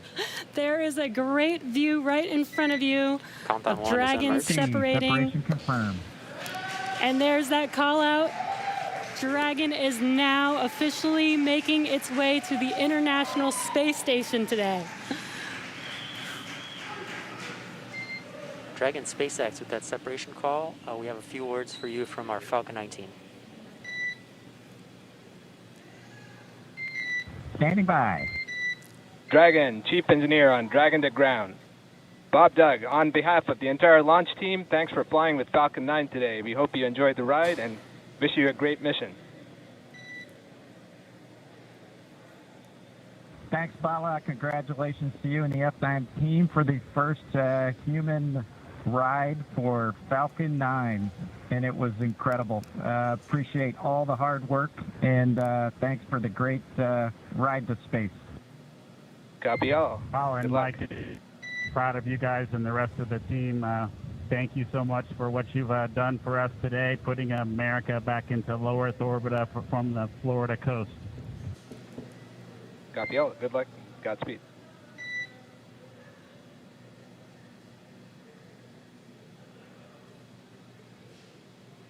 All right, so Bob and Doug are in And Dragon space. SpaceX, we confirm nominal Eclipse activation and service section Draco checkouts. Nose cone deploys in progress. Copy all. We're monitoring. The Corps here in Hawthorne giving the crew a heads up that we have confirmation the nose cone is deploying. So again, that nose cone is going to open up a little bit more than 90 degrees, goes up to about, I think, 105 degrees, and that's going to expose the actual docking ring and the hatch that they're going to be going through once they attach to the International Space Station, and also 4 of those Draco thrusters, we call them the forward bulkhead thrusters, that are going to be used for these major phase burns or firings of those thrusters to actually raise their orbit gradually over the coming hours. Also heard good activation of the Eclipse, that's the environmental control and life support system. That's everything controlling their atmosphere, just keeping Dragon a nice, safe, habitable environment where they're going to be living for the next 19 hours until they arrive at the space station. Right, exactly. And Falcon 9's job may be done for today, but the mission is not over. Crew Dragon's job is not done. As you can see, Bob and Doug are still inside Crew Dragon, making their way. It will be a 19-hour trip to the International Space Station before they dock tomorrow morning. And such cool views. I love that we can get these live views here and see and watch what they're doing now that they are in orbit. Yeah, it's incredible to just be looking over their shoulder, to be along for the ride. And we're going to be with them, and we're going to be with all of you the entire way for their journey to the space station. We're going to be covering live throughout. Bob and Doug will obviously have a sleep period where they'll get about 8 hours of sleep a little bit later today before they wake up for all of their final approach. One of the major things we are looking forward to in the next couple of hours is going to be their first turn at the controls. So they're actually going to be using those touchscreen displays to take control and manually pilot Dragon. We'll walk you through what that's going to look like, and assuming we have some good ground station coverage, we'll be able to get views from right inside Dragon, looking over their shoulder as they manipulate the controls at the display. But I mean, we had a smooth ride uphill, both stages of the Falcon 9 doing their job, placing Bob and Doug in orbit. I mean, this is a day, this is a historical day. This is us kicking off that new era of space flight that we've all been talking about and longing for since the Space Shuttle program came to an end in 2011. Yes. And the weather cooperated. Yes, second time's a charm. Right. All right, so day for the history books. As you can see, we have lost some live signal there, but the mission still continues, and we're going to send it over to KSC to continue broadcasting live with you. Loss of signal in Newfoundland. Yeah, Jesse and Dan, we are just in awe over here. When I woke up this morning and looked at the weather forecast, I was like, man, we're going to be back here on Sunday, but we did it. The room cleared out. Everybody was outside watching, and inside the lights were shaking, the cameras were shaking. Lauren came back in with tears in her eyes. This is really amazing. I can't believe it. I saw it with my own eyes. This is, I'm a little bit speechless. Just so grateful that we got them up there, and there's a lot more to go. But I'm so happy they're safe right now. I'm just so happy. Yeah. Leland, you were talking about it. It's amazing what we can do when we work together. Yes, American astronauts on an American rocket from American soil, showing you what Americans can do when we come together as a team and blast Doug and Bob off to the cosmos. This is what it's all about, and their families and everyone is working together to take them up to space safely. So I don't know what to say.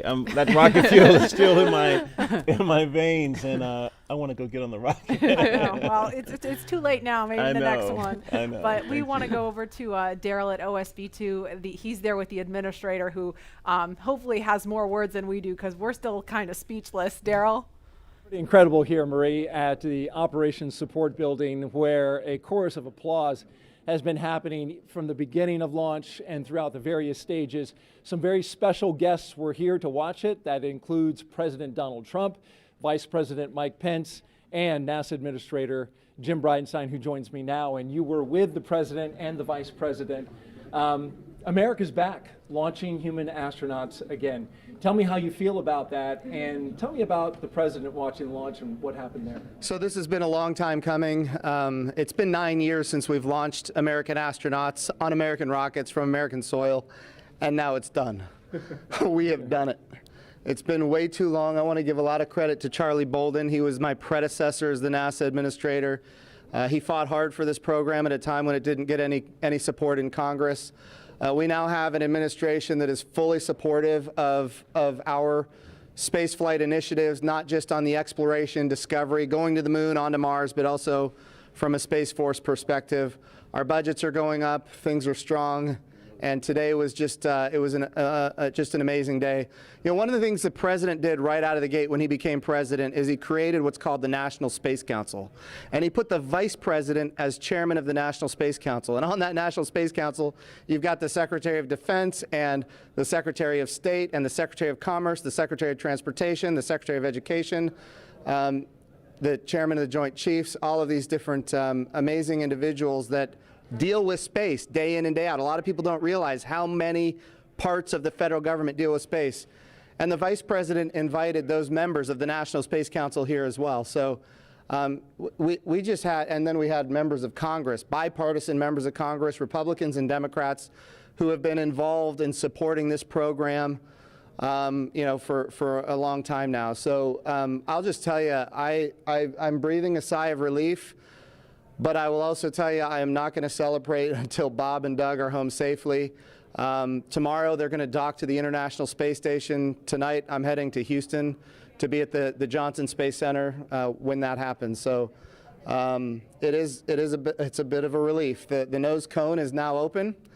It's now deployed, which means that you know, now we're going to go into some burns. We're going to have some phasing burns. We're going to have some you know, boosting burns, and we're going to get as much as we can in alignment with the International Space Station as early as possible here. But also, I know it's hard, but you know, the big thing that we need to do now is we got to get Bob and Doug, who have now gone through this exercise twice. They need to get some rest. But I can guarantee you there will be no rest for a good amount of time while they're up there in orbit. And they are certainly on their way, and a lot of people joining us for this entire celebration and watching it. We just heard 10 million people watching live as this launch happened, and President Donald Trump becoming the third sitting president to watch a launch live from the Kennedy Space Center. The first. To be clear, I think he's the only sitting president to watch American astronauts launch on a brand new rocket that has never launched before, and that's a big risk. You know, he also said we're going to go to the moon by 2024. That means he's putting himself at risk to say, look, I'm going to be accountable, potentially, I'm going to be accountable to the initiatives that I put forward. And I think we have not had that kind of leadership for space in a very, very long time, and we're so grateful for it. What was it like watching the launch with the president? How did he react? Oh, I'll tell you, it's obviously something that is near and dear to him. He said it a year and a half ago. He put it in the State of the Union speech. He said, we're going to launch American astronauts on American rockets from American soil. And of course, I was like, in my head, I'm thinking, we better get after this. Of course, we've worked overtime to make it happen. We might be a little behind schedule, but we got it done, and we got it done safely. We're knocking on wood, but so far so good. It's looking good. You personally, Jim, as that rocket was lifting off and you felt that rumble? Yeah. What'd you feel? What'd you experience? Well, I was praying. I'm not going to lie to you. I was praying. I was praying for Bob and Doug. I was praying for their families. I was praying for their safe return, even though they're just going. But man, I'll tell you, it was, I've heard that rumble before, but it's a whole different feeling when you've got your own team on that rocket, and they are our team. They are America's team.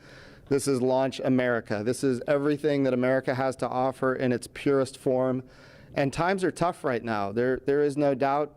We've got the coronavirus pandemic. We have other challenges as a country. But I hope this moment in time is an opportunity for everybody to reflect on humanity and what we can do when we work together, when we strive, and when we achieve. And if this can inspire a young child to become the next Elon Musk or the next Jeff Bezos or the next Sir Richard Branson, then that's what this is all about. Or the next Jim Bridenstine. Yeah. Well, I wouldn't put me in that category, but.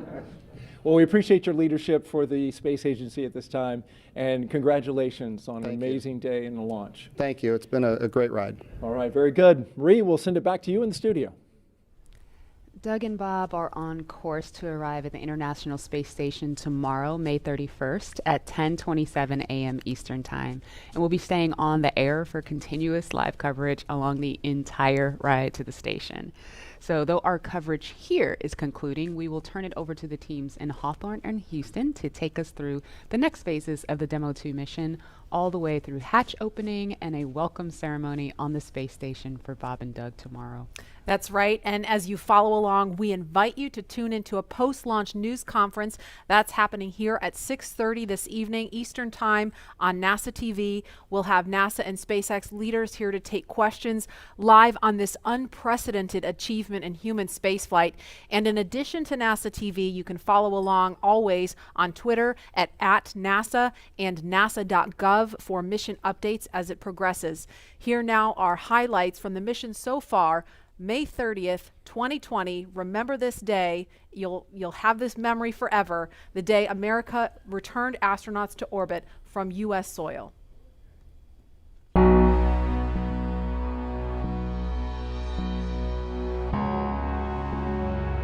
Wow, we're making history again. Let's go.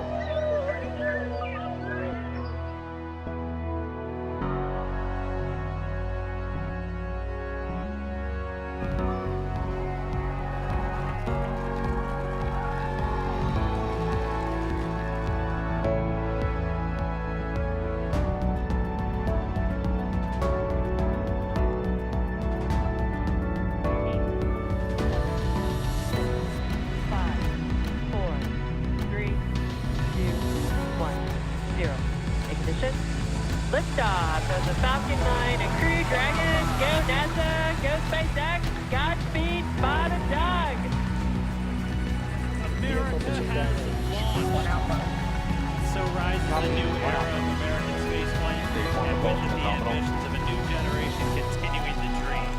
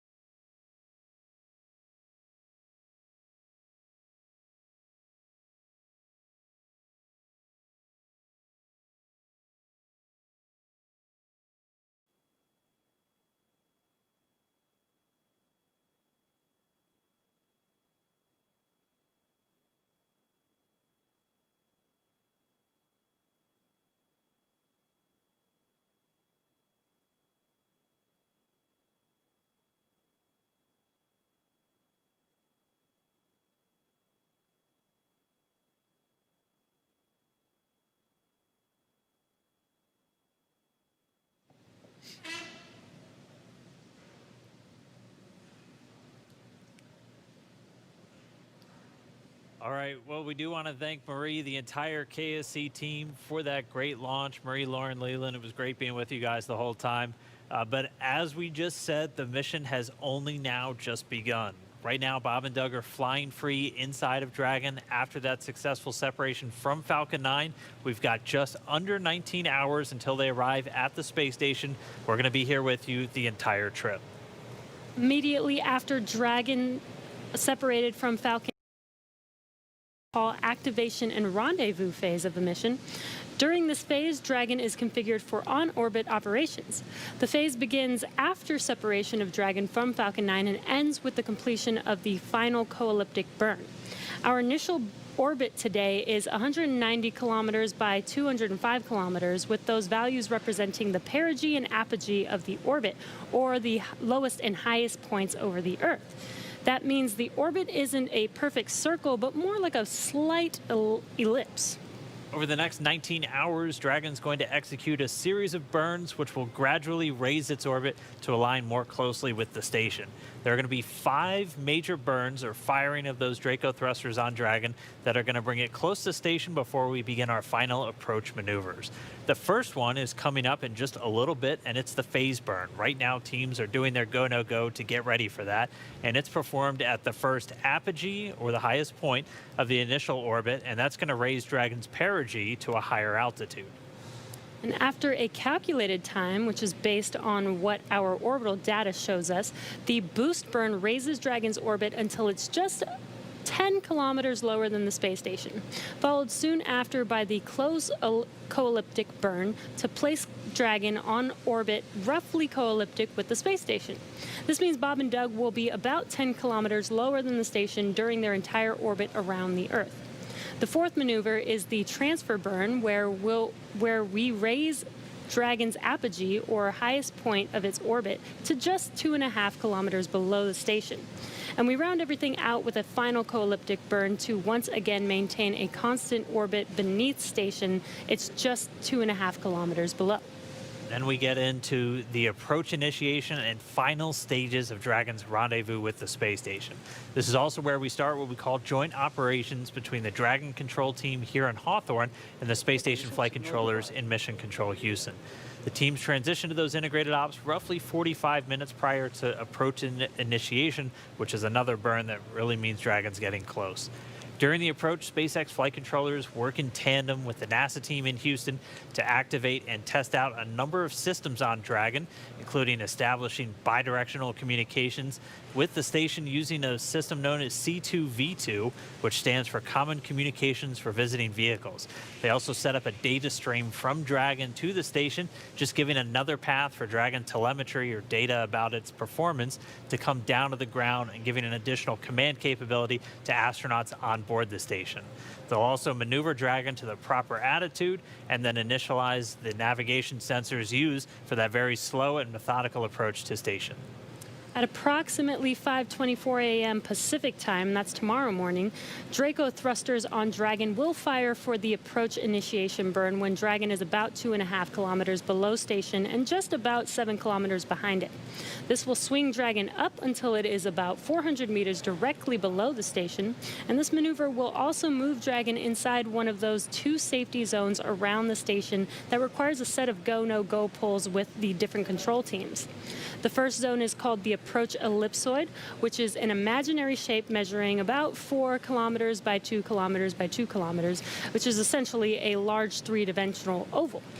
Before Dragon is given permission to move inside the ellipsoid, referred to by the teams as the AE, it is configured to be on what is known as a 24-hour safe trajectory. This means that if Dragon lost all control... Dragon, SpaceX for update and burn briefing. If Dragon lost all control to its thrusters, it would be at least 24 hours before its... Go ahead, Jay. ...trajectory would move inside the approach ellipsoid. Okay. For suit doffing, we're still waiting for cabin to be below 25C and trending down. It looks like it's on the way there, but not quite. And the second item is during the burn, we may have intermittent comm and due to pointing, and this is expected.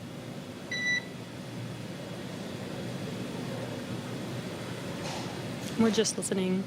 Coach, Copy the cabin temp and suit doffing and intermittent comm during the burn. Good read back, and we are go for the phase burn. Looks like it's in about 12 minutes.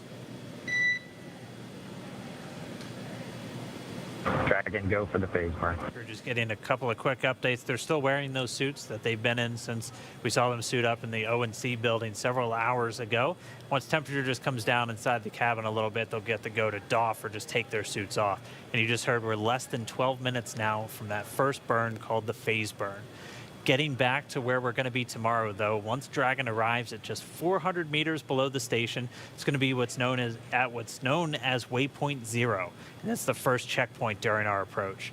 The vehicle can hold at 400 meters, or it can continue on if all the systems check out, and then it'll begin the approach to Waypoint 1.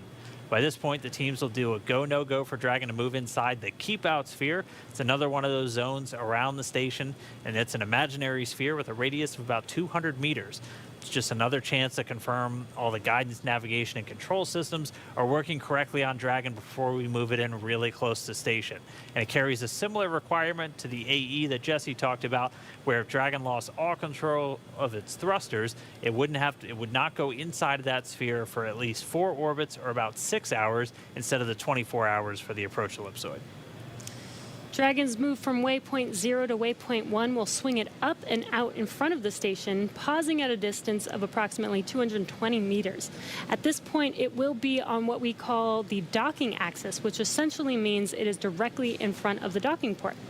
Bob and Doug are headed to the forwardmost port of the International Space Station, the Node 2 forward port. That is where Dragon docked last year on the Demo 1 mission and where one of the 2 international docking adapters is located. These were installed for new commercial spacecraft flights and any other future spacecraft that also use the International Docking Standard. Before moving into the final waypoint, the crew will execute their second manual flight test, except this time they'll be in what we call the near field. That just means they're close to the station. The crew will actually command a hold when they're 220 meters away from the station and conduct a series of maneuvers. So it'll be Doug and Bob at the controls. First, they'll fly Dragon to the center line of the docking approach, just precisely lining it up with that docking port. Then they'll do a number of translational maneuvers, so using the Draco thrusters on Dragon to move it around the different axes. And then they'll always be checking in with the ground on how much propellant is used. Again, translational is just you're moving back, forward, side to side. When we refer to attitude maneuvers, it's where you're pointing. But once they're complete with that, they'll transition control back over to the Dragon flight computer to resume that automated docking. And once Dragon is only 20 meters away from Waypoint 2, that the spacecraft focuses on aligning its docking system with the docking adapter. Dragon will then fly in and make contact with the IDA, giving us what we call a soft capture. The soft capture ring then retracts until sensors indicate it's time for hooks to drive in place to give us a hard capture and firmly secure Dragon to the station. Then it's time for leak checks and hatch opening, which is currently timelined to come about 2 hours following docking. We're going to be here with you the entire way, and again, it's going to be a 2-team effort once Dragon gets really close. So why don't we jump over to Gary, International Space Houston. It's got to be exciting seeing that launch and knowing that they're on the way to you. How's the team doing, Gary?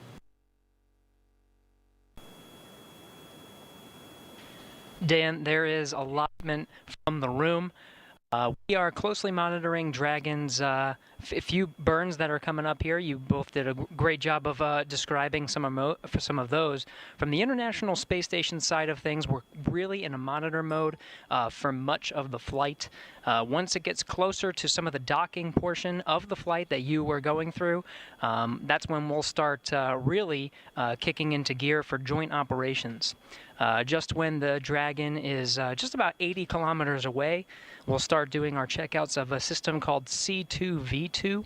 That's the communication system. Dragon, through the most of its flight, will be talking or communicating with the TDRS satellites around the Earth. Right about the 80-kilometer part, it'll be we'll be turning on the C2V2.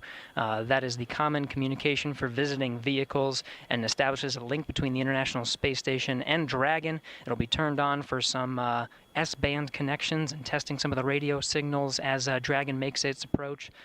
Really, though, we'll be monitoring the approach through some of those final burns. Once it's in front of the International Space Station, the space station has a few things that it needs to do from the attitude control side of things to really prepare this. Switching some of the thrusters over to the Russian side and really relying on those control moment gyros and the angular momentum there to keep the International Space Station nice and steady. Once it makes its approach, it'll really be up to Bob and Doug to perform those final maneuvers and into docking. Chris Cassidy, though, will be monitoring from the inside. He's got a tool called the RPOP, and he'll be monitoring the approach from the inside of the International Space Station. Chris Cassidy, through the past couple days, has been preparing the International Space Station for Bob and Doug, getting some of the beds that they'll be sleeping in on the International Space Station ready, really preparing some of the tools that he'll use for the monitoring, and then when Doug and Bob are nice and close to the International Space Station, opening up the hatch and getting some air right between the hatch where Bob and Doug will enter the International Space Station. Everything's still looking good from the space station side of things. We should be exiting a loss of communication now and going back and getting some views from station. Still having great views from Bob and Doug incrementally. We'll be following right along through the duration of this flight until it docks just 19 hours from now. That's it from us in here in Mission Control Houston. Dan, I'll send it back to you over in Hawthorne. All right. Thank you, Gary. Now joining me here in Hawthorne, though, we'll get her a second to get mic'd up and everything, but SpaceX's Kate Theis, who was with us for Demo 1, we got to do the splashdown together. Yeah. Now we're going to do kind of that initial flight on orbit with Bob and Doug. So, Kate, thanks for jumping in. Yeah, absolutely. Hi, everyone. I'm Kate Theis. I'm a senior engineer here at SpaceX. Really excited to be joining you for the Demo 2 webcast here with Dan, like he said, in front of mission headquarters here in Hawthorne.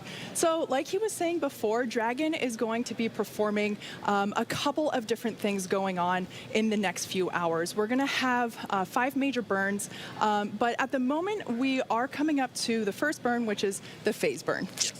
And that's going to be, again, the first firing of those thrusters, those Draco thrusters. It'll be using both the forward bulkhead, so the ones that were uncovered by that nose cone, and also the ones around the service section or around kind of the bottom portion. And we've been looking at our timeline, and it's expected to last about 492 seconds is what they have it in there. So it's going to be a fairly long firing. And again, these are done just to gradually raise up the orbit. So essentially what we're doing is we're waiting until we're at the highest point of our orbit over the Earth. We're firing the thrusters, and that raises up the lowest point of our orbit. And then we just circle everything out with what we call a co-elliptic burn once we get back to that other side of the orbit. So they're going to just gradually do that over the coming hours until they're at the International Space Station. And then it's time for docking. Yeah. So, like Dan said, we have a total of 12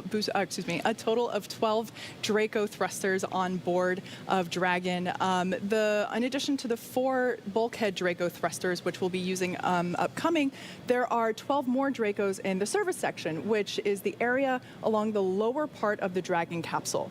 These will be used in every burn and are primarily there to help maintain Dragon's attitude, which is especially important when doing the finely tuned approach into docking.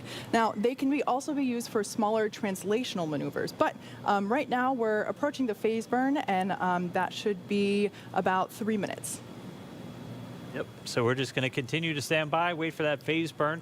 That'll be the first major on-orbit event since they've done all of their checkouts and the nose cone is open.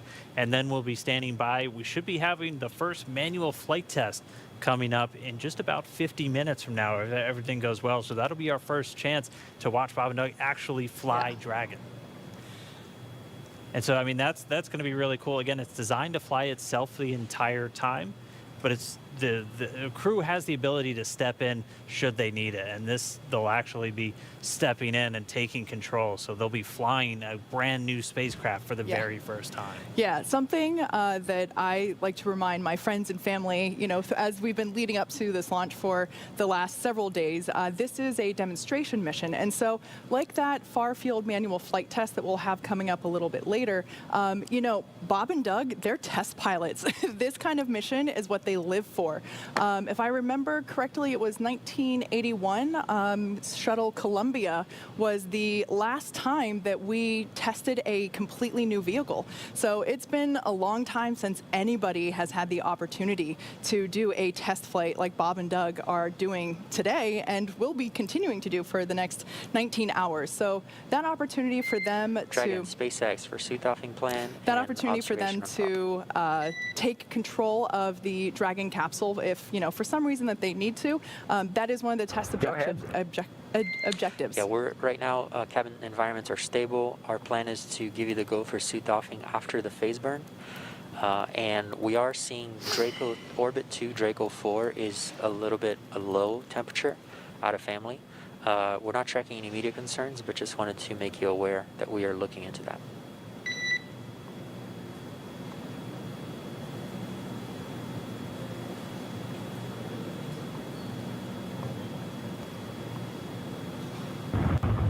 Okay, copy that, SpaceX. We'll plan on suit doffing after the burn, and then the Orbit 2 Drake 4's low temp. Good readback.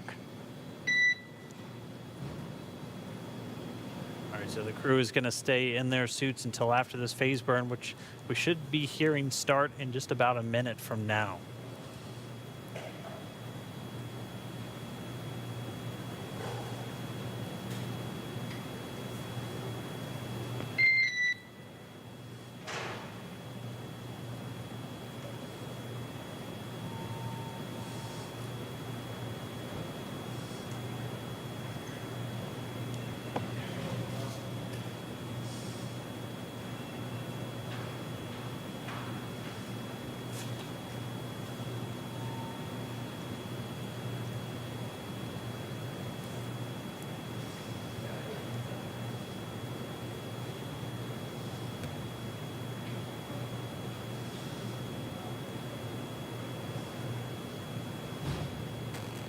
We should be just 10 GNC seconds confirms away good from deorbit this burn. burn.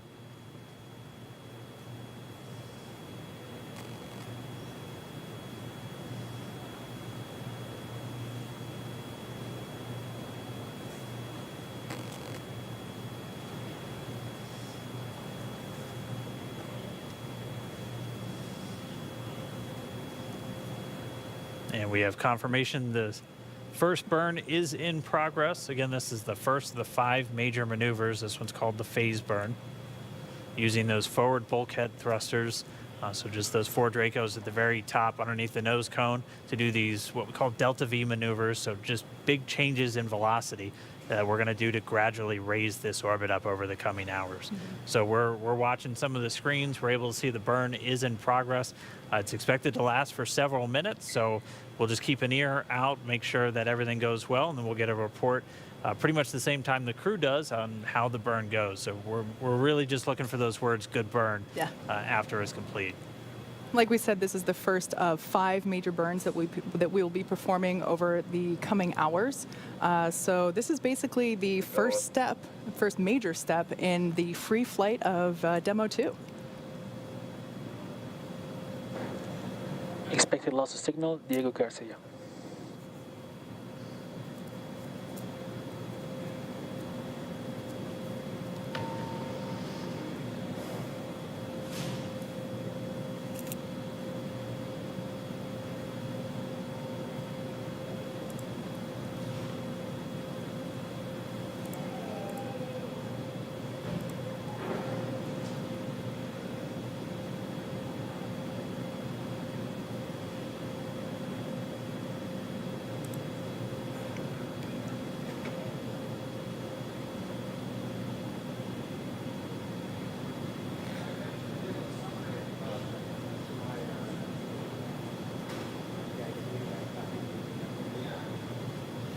We're about 2 minutes into our phase burn. Everything looking good so far.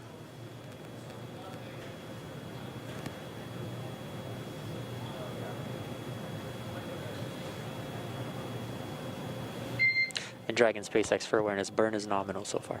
All right, we have confirmation that burn is nominal thus far. We concur, thank you.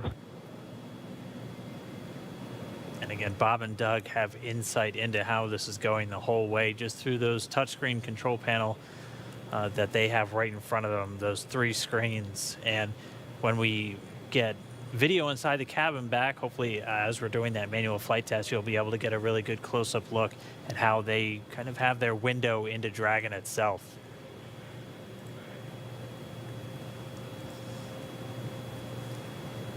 And we are coming up on 3 minutes into our first major burn for their on-orbit path to the station.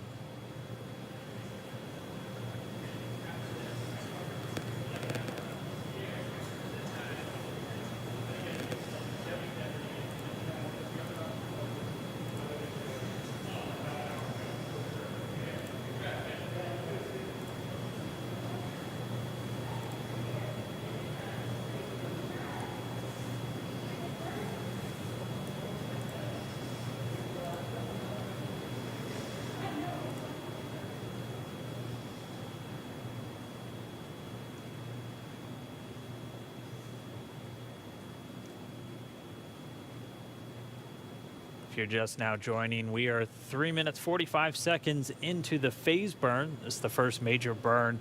You're getting a look inside of the SpaceX Mission Control Center here in Hawthorne. This is the team that's going to be responsible for looking over Dragon and Bob and Doug on their flight up to the International Space Station. We'll have some intermittent video comm with the Dragon spacecraft itself, only when we're over some ground stations and only when we're doing some of these different maneuvers. But right now, we're just continuing to listen in. That first burn's going well. Every single one of these burns is critical to actually making it to the International Space Station. So it seems like a pretty quiet time right now, but I mean, thrusters are firing on the Dragon spacecraft as we speak. They've been doing so for over 4.5 minutes. So we've got a little under 3 minutes to go, I think. Everything's looking good so far. Dan, I remember during the Demo 1 splashdown or deorbit, basically leaving the International Space Station webcast, you know, we were going back and forth saying that it feels like it takes forever to do anything, and it's the same deal going up to the ISS. Everything is super controlled, very precise, and very exact in terms of timing and adjustments. So, like Dan said, this is a critical moment, and definitely one of the first exciting events that we have in Dragon, as it now is free flying.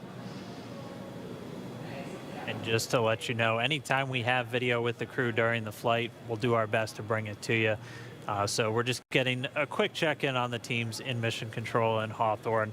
I mean, these are the people behind the scenes who have done so much just to get us to this day, taking part in simulations and mission planning with the crew themselves.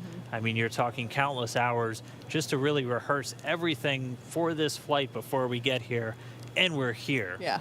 We had that successful launch, which still haven't come down from. That was incredible, and everything has gone.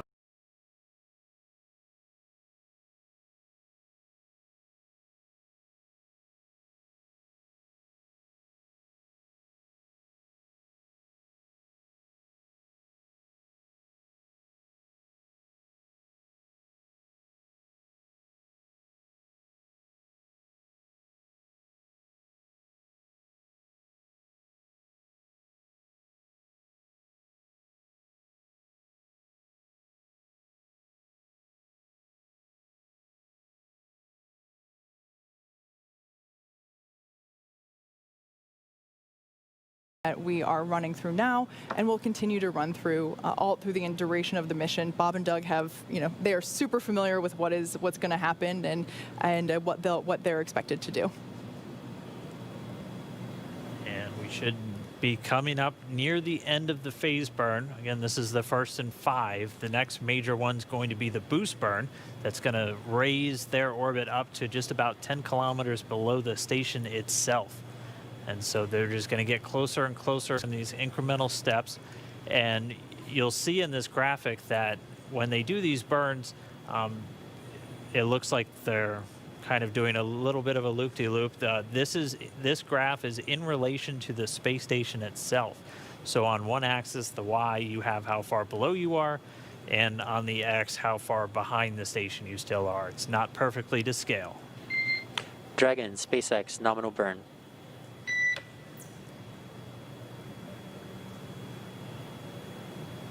Nominal burn.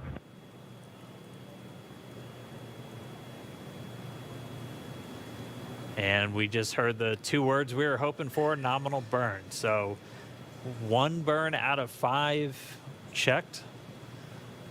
And so that was the first one. The next one coming up is going to be the boost burn in about an hour and 24 minutes. Before they get to that, though, we are going to be looking forward to that manual flight test where they're going to be taking the reins and they're going to be taking control of Dragon itself.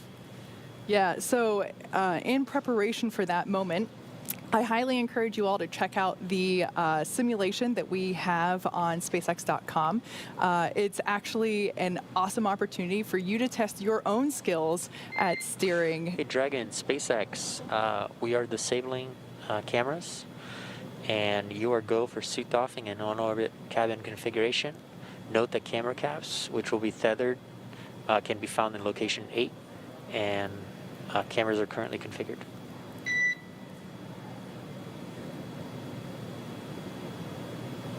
Yeah, so as I was... Okay, Dragon copy, suit doffing in work. We see that the cameras are off, and we can do on-orbit activation. Copy all.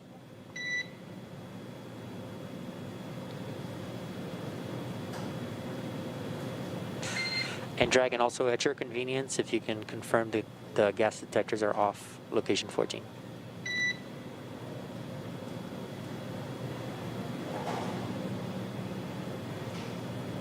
Welcome. Okay, so what's going on at this point is Bob and Doug now have the opportunity to take their suits off. This is referred to as doffing, as donning is actually putting the suits on. They'll actually be able to remove those suits at this time, get a little bit more comfortable in the cabin, and they'll be putting those suits back on when they get closer to the International Space Station. And like I was saying before, I highly encourage you all to check out the simulation that we have online where you can test out your skills at steering and docking it to the International Space Station. That website is iss.sim.spacex.com. And like I said, you can test your own skills at flying Dragon. And Dragon SpaceX, one additional note, no need to reply, but the next burn will be the boost burn. And that's in about 1 hour and 23 minutes per your timeline. All right. Copy, thank you. Yeah, definitely give the Crew Dragon docking demonstration a try. It's a lot of fun. It gives you a pretty good appreciation of just how difficult it is to fly and maneuver in space when you're not just thinking about going forward and backward. You have every axis imaginable that you have to worry about.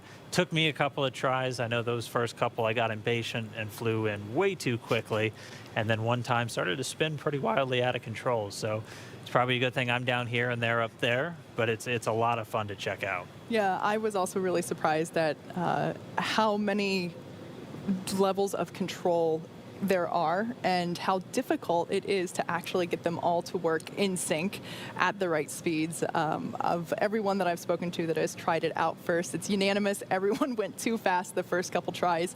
I was the same. Although by my 3rd or 4th try, I'm happy to say that my decades of Star Fox 64 training finally paid off. And I did. I managed to dock to the station after practicing a few times.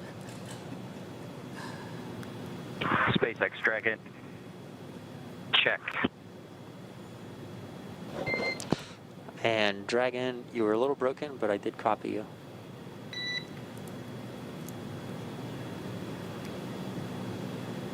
How about this time? How you hear on the cabin mic? Loud and clear on the cabin mic. Copy that. We have you the same.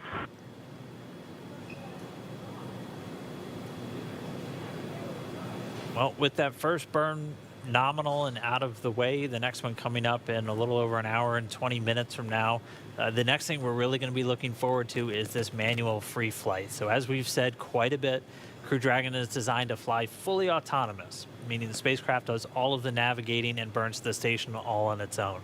There are manual override controls, though, on the spacecraft that enables the astronauts to step in, take control should any issues arise. And to test out those controls, Bob and Doug are about to do the first of 2 planned manual maneuvers inside Dragon.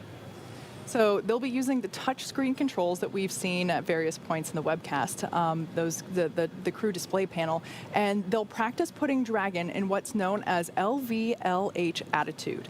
LVLH, or local vertical, local horizontal configuration, means that they'll use Earth itself as a guide and reorient Dragon with the nose cone pointing forward, and the bottom of Dragon, and at the bottom of Dragon, at least from where Bob and Doug are sitting, the Earth will be directly below them. So think of it as they'll basically be putting Dragon in the same orientation as an airplane flying over Earth. And they'll be taking this manual control, but they'll stop one step before actually sending the command of their attitude adjustments to Dragon's flight computer. So the flight computer itself is still going to continue flying Dragon, and as soon as they're done, they'll hand control back over. The flight computer will reorient Dragon, and it will continue on its way. It's going to fly in a whole bunch of different attitudes on the way up to station.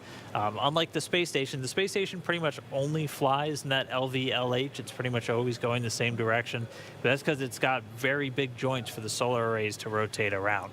For Dragon, they'll have to maneuver the trunk to charge the batteries, maneuver to sometimes communicate with the different satellites, depending on which antennas they're using. And so this LVLH will just be a test for this manual flight test. Exactly. And like we said before, there is that simulation online where you can check it out for yourself. Yeah, definitely get a chance to go pilot Dragon. We're going to be seeing that tomorrow morning. It was surreal when we got to see it on Demo 1 with Dragon coming in. We've got some great cameras right on that docking port where Dragon's going to be pointed. It's going to be really exciting to see them come in for that final approach. Dragon SpaceX, no response required, but we are going to be enabling branch 2 of the helium system. This is expected to be done on orbit to protect for a scrub.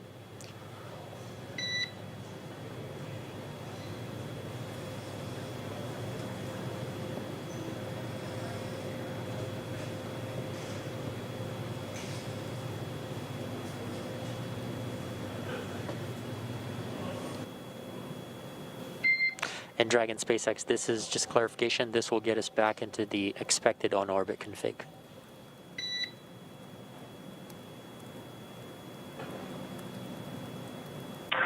Dragon copies.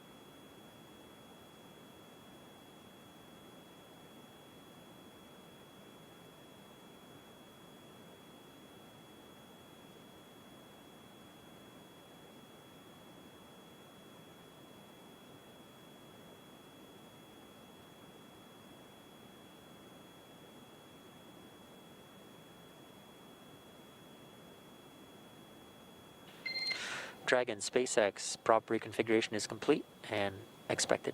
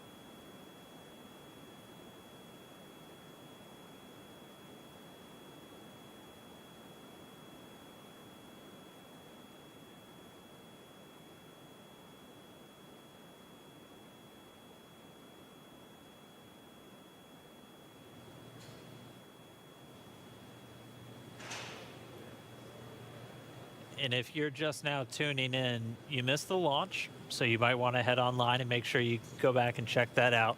But Bob Bank and Doug Hurley, our 2 NASA astronauts, are flying through outer space right now after that successful launch just a little while ago. We're going to be bringing you this ground track that you're looking at. You're going to be able to see exactly where Dragon is over planet Earth, and you're going to see a number of different lines, so usually 3 at a time. And so what that is showing is each of those orbits around planet Earth for the Dragon spacecraft. And it looks like it's wavy, but that's because you're taking a globe and then stretching it out flat. And so that's why it looks like, so it is a straight line if you were actually looking at it around the globe. So with that on-time launch, they've already traveled well away from the Kennedy Space Center. They're already downrange, way in excess of 600 miles. But they're going to continue to fly around the planet Earth. They're going to continue to raise their orbit over the next 19 hours.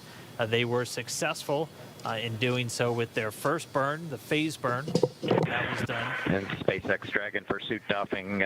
We started a timer for the drying of both suits about 4.5 minutes ago, if you guys want to back us up. Copy. Timer started for suit drying 4.5 minutes ago. We'll back you up. And that was the Demo 2 Commander Doug Hurley talking to the core behind us right here in Mission Control Hawthorne. The crew has doffed or gotten out of their spacesuits that they've been in for several hours now, and they kind of hang it up, almost like hanging up your clothes just to dry, and they're going to continue to they have a timer just to know when they're fine to just pack them away. They're not going to have to put those suits on again until tomorrow when it's time to dock with the space station. Quick, I want to comment there on the view on the right-hand side of your screen. That is, if Bob and Doug were looking out the window, that's basically what they'd be seeing right now. That's a live shot from Dragon, and with planet Earth rotating below it. But yeah, they're going to continue to make their way up over the next couple of hours. We have a number of items coming up for them, though. We are still counting down to that manual flight test. That should be coming up within the next half hour, and that's going to be Bob and Doug actually taking control of the Dragon spacecraft for the very first time. So that's going to be really exciting. Hopefully we'll get some video inside of the cabin. We'll have video inside the cabin anytime that the crew is ready for us to come on board. And anytime we have connection through ground stations, through SpaceX's worldwide network of ground stations to communicate with the spacecraft.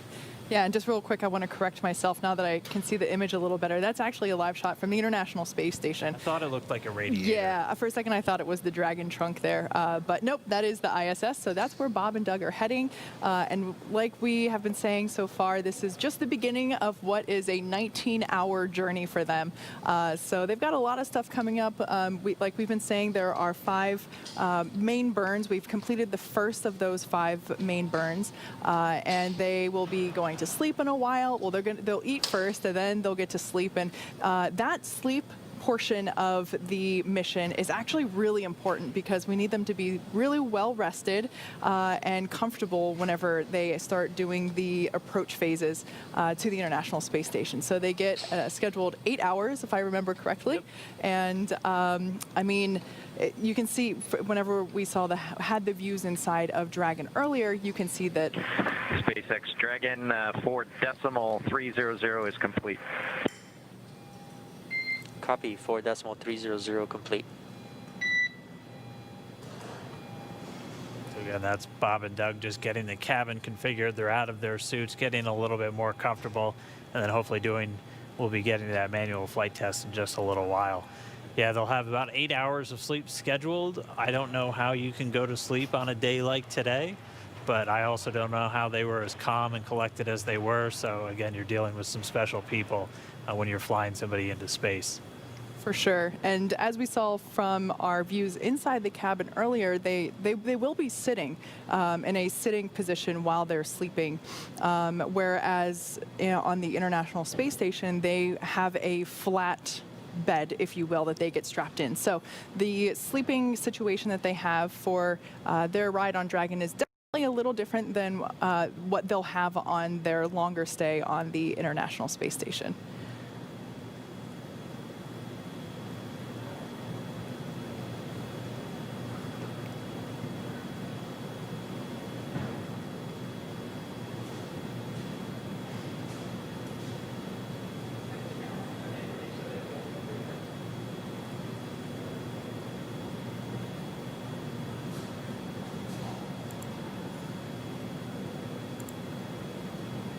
And just to walk you through quickly, we're looking live right now from Bob and Doug's destination, the International Space Station. They are scheduled to dock tomorrow, with that initial docking coming at 7:29 a.m. Pacific time. So over here on the West Coast, it'll be 10:29 a.m. over on the East Coast. It's about a 19-hour ride. It'll be 19 hours and 7 minutes if they dock directly on time from launch all the way to that docking.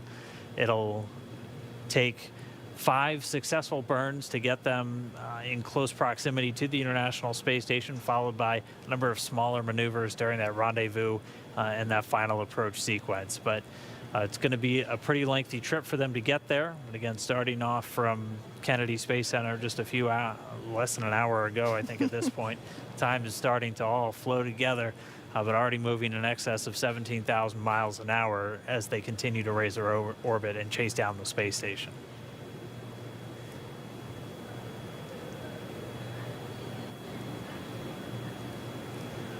And once they get there, they're going to be joining the Expedition 63 crew already in progress. There's NASA astronaut Chris Cassidy's the current commander. He's on the right there of that photo. And then he was joined right now by 2 Russian cosmonauts, Anatoly Ivanishin and Ivan Wagner. They've been on board since they launched from the Baikonur Cosmodrome just several weeks ago. Right now, only a 3-person crew on board. That's one of the major reasons we wanted to get this commercial crew capability online, because we're no longer flying 4 Soyuz spacecraft a year. We're only doing 2 a year. And so we need these commercial spacecraft, Dragon now in orbit, and eventually the Boeing Starliner to begin carrying larger crews up to orbit. So they're going to be joining them. Chris Cassidy, the current commander of the space station, is going to welcome Doug and Bob on board. They'll be residing inside what we call the USOS segment. It's kind of the half of the station. Dragon SpaceX for suit drying, low priority.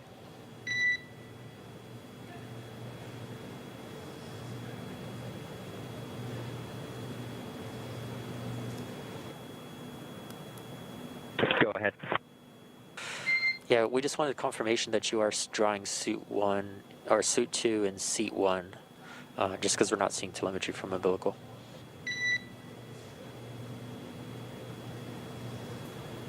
Yeah, that's affirmative. Suit, my suit from seat 2 is in seat 1, and it's hooked up, and we've verified airflow. Copy, thanks. And at this point, the crew is out of their suits and they're drying them, so they're actually reconnecting them to the umbilicals of the seats that they're not using. You heard them refer to seats 2 and 1. If you were looking inside the Dragon capsule, it goes seats 1 through 4 from right to left, so it's a little backwards. Doug Hurley is in seat number 2, that's the commander's seat.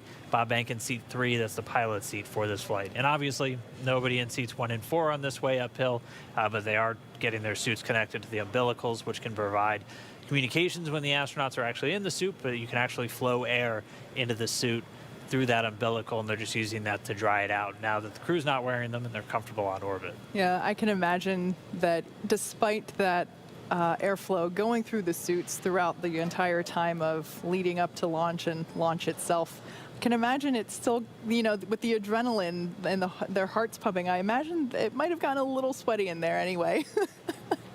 Yeah, doing a little bit kind of like hanging your laundry in space almost, but they're going to be out of these suits for the next several hours.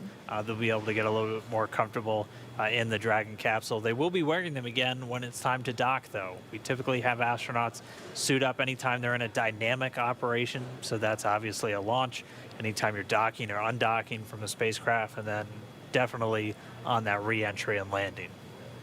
Yeah, so as you've heard us say before about these suits, they are custom made for Bob and Doug, so there's really no chance that they might be able to put the other ones on, like their name is stitched on it for obvious reasons, but these suits are highly intelligent and highly functional, so even though they naturally will be more comfortable out of the suit, they have said that the suits themselves are pretty nice to sit in, and you know, as you can see from today's events and the launch attempt that we had before, they do spend quite a bit of time in those suits. So yeah, they are custom made for each individual astronaut, made here on site in Hawthorne, California. Same building that we build the rocket, and same building that we build the spacecraft. So pretty cool to see of that piece of hardware itself now in action finally in Dragon. Yeah, and I mean, we've talked about how the suit is almost like a mini spacecraft itself. And we always say that when we talk about when crew members go out for spacewalks, because that suit is kind of self-contained to have all of the breathing air, things like that, just in case they need it. Specifically for these flight suits on Dragon, they're going to be most needed if you have a depressurization, so just a loss of cabin pressure inside of Dragon. They're able to be in their suits. They can get pressurized nitrox or even pure oxygen if they are depressurized, and their suit will be at a lower pressure, because if you put the suit up all the way to 14 psi, it'd be kind of what we look at when you talk about wearing the large EMU, the great big white suit that we wear for spacewalks. Pressurizing that all the way up to atmospheric pressure would be you in a giant balloon where you probably wouldn't be able to move your arms very easily. So when you're in a suit and it's pressurized, you're typically at a much lower PSI. I'm not sure what the SpaceX suits are at, but our EMUs are at about 4, and then you have to up the oxygen content in what you're breathing just to make sure you're still getting enough. So they'll be able to flow pure oxygen into those suits if required. Yeah, so just as a quick update, in case if you are just joining us, we have obviously lifted off. Bob and Doug are now on their way to the International Space Station, probably about an hour and a half into what will be a 19-hour journey in chasing down the space station. And we are approaching what is known as the Far Field Manual Flight Test. And this is basically the opportunity that they'll have to take back control of the Dragon capsule and just perform the ability to pilot it manually. Dragon is a fully autonomous spacecraft, meaning that it drives itself. It is highly intelligent. The flight computer makes all the calls using all the inputs from the sensors and the data that it receives. And so realistically, this is meant to be a fairly hands-off flight to the International Space Station. But in the event that for some reason Bob and Doug need to, or whichever astronaut is on board Crew Dragon might need to take manual control, the Far Field Manual Flight Test, which we have coming up in just a few minutes actually, is what we will be doing to basically complete the test objective for this mission, saying, yeah, that is absolutely possible to do. Yeah, it's right there in the name. It's a demonstration mission 2, which on demonstration mission 1, we didn't have crew members, but did a lot of tests of Dragon's maneuverability, even testing an abort when we were on that final approach and docking. And so Bob and Doug are really just on board to really put it through the ringer, to put all the systems through and check them out that would require a crew being on board, because this will be that final test before NASA looks to certify SpaceX to begin those regular crewed flights to the space station. So we're talking about those 6-month to year-long missions with crew members living and working in space. And we're looking at doing that later this year as soon as we're wrapped up with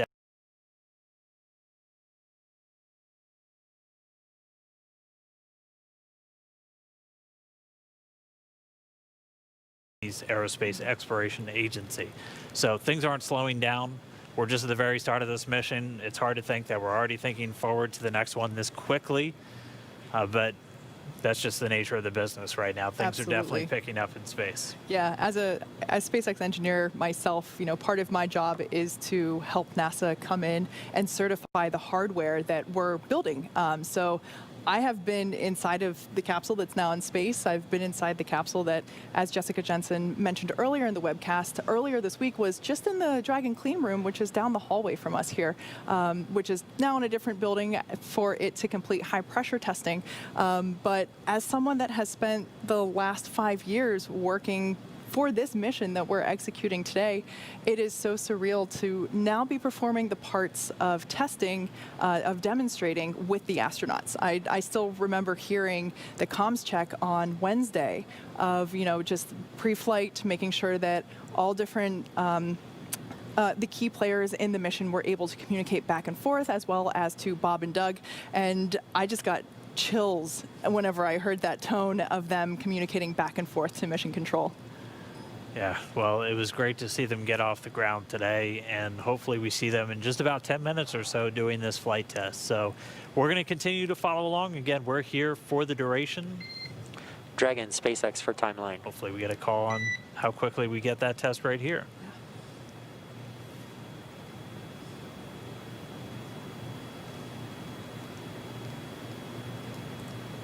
Go ahead. Okay, just for awareness, we have the manual flight demonstration here in about 10 minutes. As soon as that is complete, you have your go to step into your meal 3, and just to be aware that the boost burn is at 2142. So those 3 events are going to be pretty close in succession.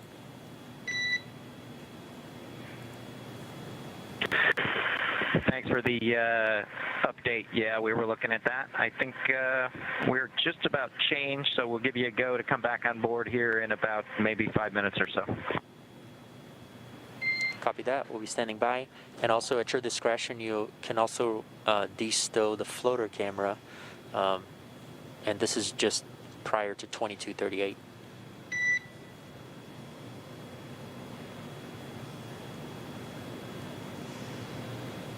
All right, so there you heard it. Copy that. Should be joining Bob and Doug back inside the Dragon capsule in about 5 minutes or so, and then we should be seeing that manual flight test in a little less than 10 minutes from now. The International Space Station right now is flying. Let's get a quick look at the ground track. It's flying over the Pacific Ocean just to the southwest of Mexico, about to swing out over the central part of the United States. At the time of launch, though, it was right over North Carolina and actually passed right over the Cape minutes before flight. And we were able to get a couple of images down from the current Expedition 63 commander, Chris Cassidy.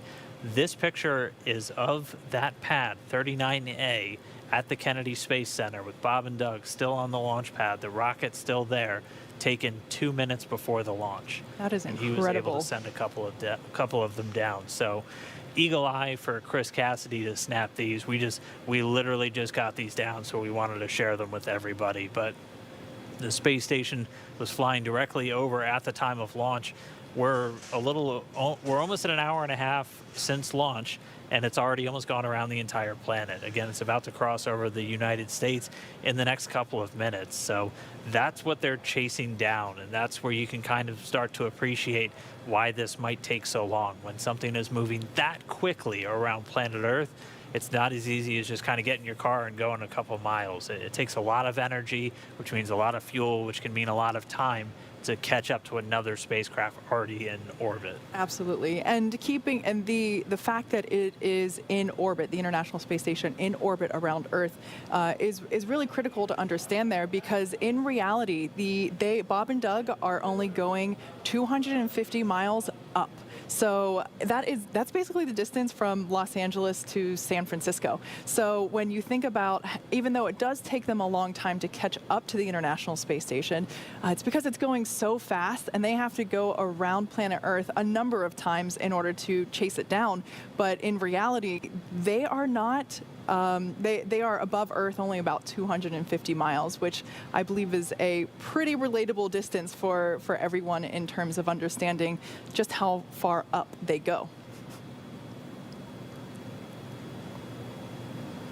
All right, well, we are just about 6 minutes away from the start of that manual flight test. We'll hang out for a couple of minutes. Hopefully we see inside the capsule again shortly, and then we'll be joining Bob and Doug as they take the reins of Dragon for the very first time. Yeah, and that timer for the suit drying, we should be getting confirmation of that. SpaceX Dragon for suit drying. There we go. Dragon, go ahead. Jay, our timer shows about 23 minutes for suit drying, and we're holding in 5 Bravo decimal 7 if you're happy with us shutting off the suit fan. Yeah, we concur on the timer, and we are go for you to shut off the suit fan.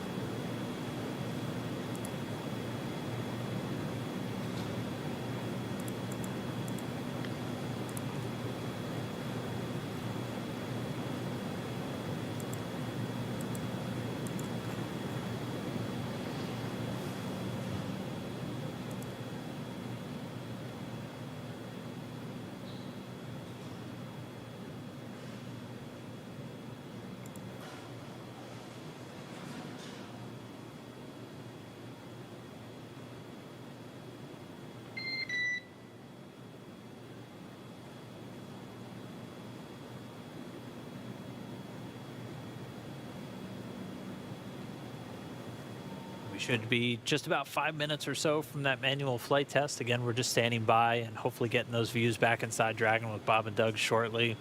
If you are just now joining us, we did launch successfully, 3:22 p.m. Eastern Time. So it was a flawless ride uphill. We got them right into their initial orbit. We've already done the first of our 5 major burns to get to the International Space Station, that phase burn being done successfully on time. We're standing by for the manual flight test coming up in the next couple of minutes. SpaceX Dragon, you guys are welcome back on board anytime. Copy all. Yeah, we'll be setting up for the manual piloting demo shortly. Okay, so that was Bob and Doug giving the okay for us to turn the cameras back on inside of Crew Dragon. And I did hear in one of the previous commands earlier that... and Jay, just a quick tag up, the detectors are all confirmed off OFF. Copy, confirmed off. I did hear earlier that they got the okay to unstow the floater cams. So maybe if we're lucky, we might get a little bit of a hello from Bob and Doug. Fingers crossed. It's going to be incredible to see this flight test, though, because, I mean, imagine if you were sitting in the cockpit of like an F-18 the first time somebody flew it or something. I mean, these are test pilots test piloting a spacecraft, and we're going to be looking right over their shoulder, and it's an incredible, like, I'm really excited to see this and to just really be with them their whole flight up to space. They'll have this, and then we'll have another burn coming up in a little less than 50 minutes from now. That'll be the second one. Will be a boost burn to really raise up that orbit as they begin to chase down the International Space Station.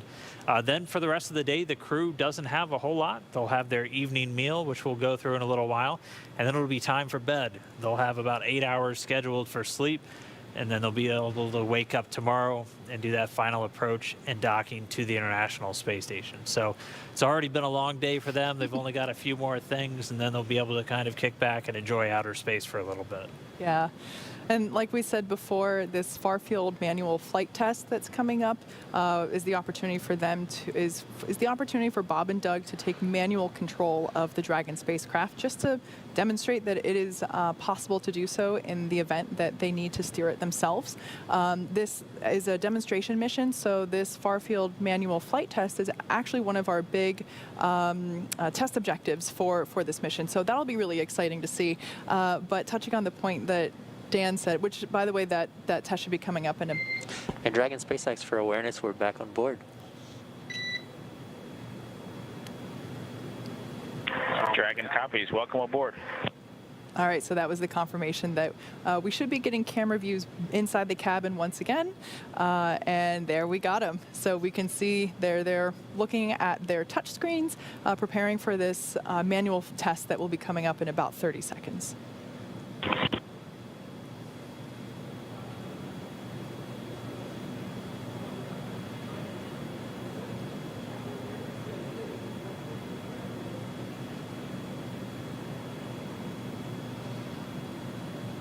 What a sight. I love that we can see right over their shoulders. We can see the screens.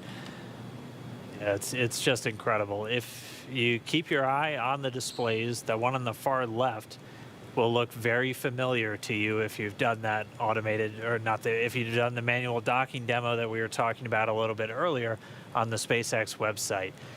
Doug Hurley's going to be at the physical controls, so he's going to be the one flying today. Dragon SpaceX, if you are ready, we're going to command far field pointing. Here we go.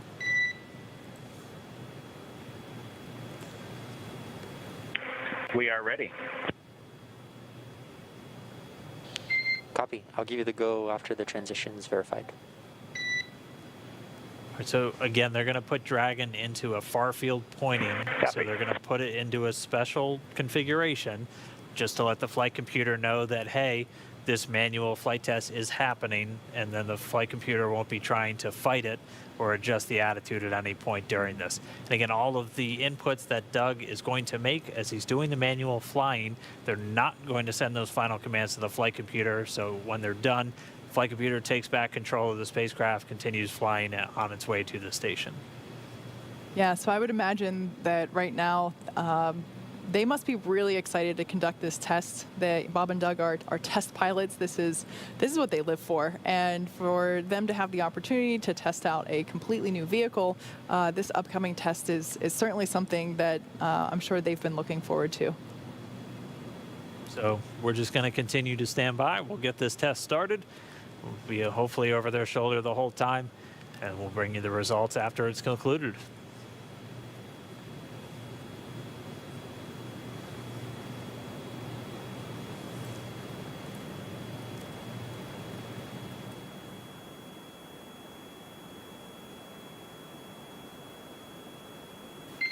Okay, Dragon SpaceX, we'll see you in far field pointing.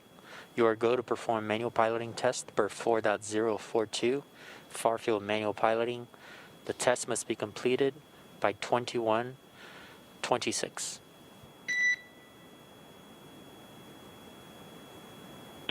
Okay, we copy. We've got to go for 4.042. We'll put that in work and understand the test needs to be completed by 21:26 Zulu. Good read back.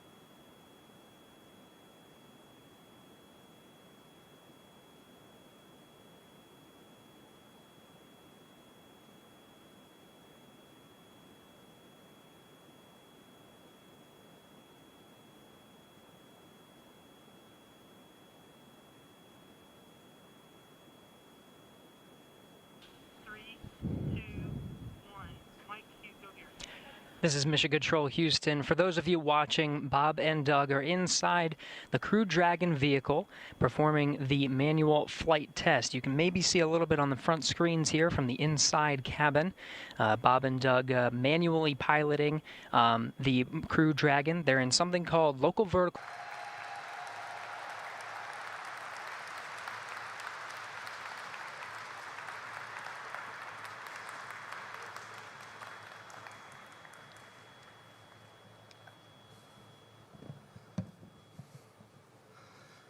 Go NASA.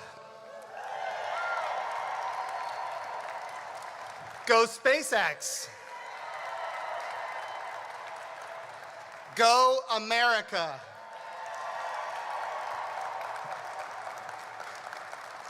It was just a year and a half ago that the President of the United States put in his State of the Union address, he said, "We are going to launch American astronauts on American rockets from American soil." And he looked at me and he said, "You're going to make that happen." And here we are a year and a half later, and with the help of Elon Musk and the SpaceX team, we have delivered.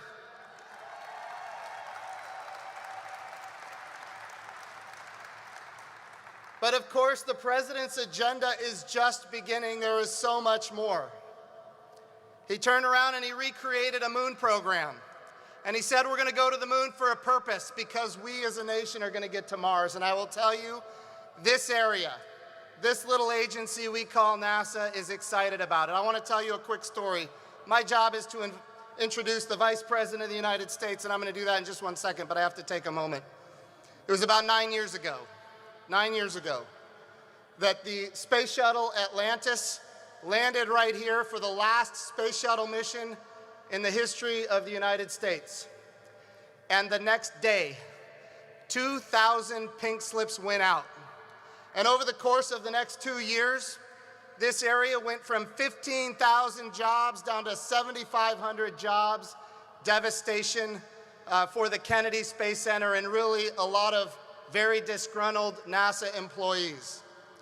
But I'll tell you this, the vision now is as bright as it's ever been. We are one step by one step accomplishing what we need to do as a nation to lead again in space, and it's not just rhetoric.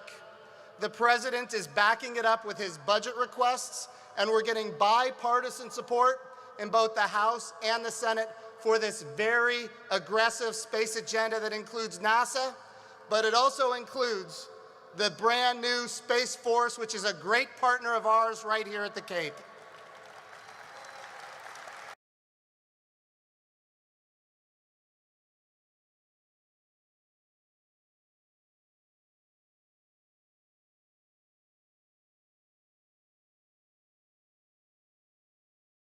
If I were an astronaut, I would definitely have an appetite right now, and I would most certainly be looking forward to having my dinner. Yeah, our video views on board Dragon will be a little broken up over the flight there.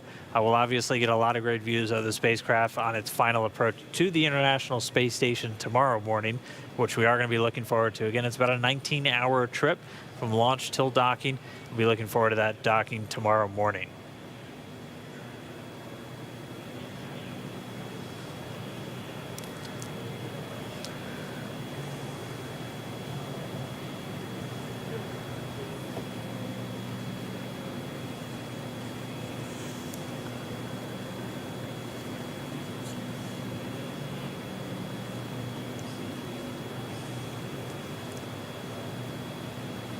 Something to note, we will be staying on air for the entire time until Bob and Doug hop on the International Space Station. So I know that this will certainly be setting a personal record in terms of longest webcast that I've participated in.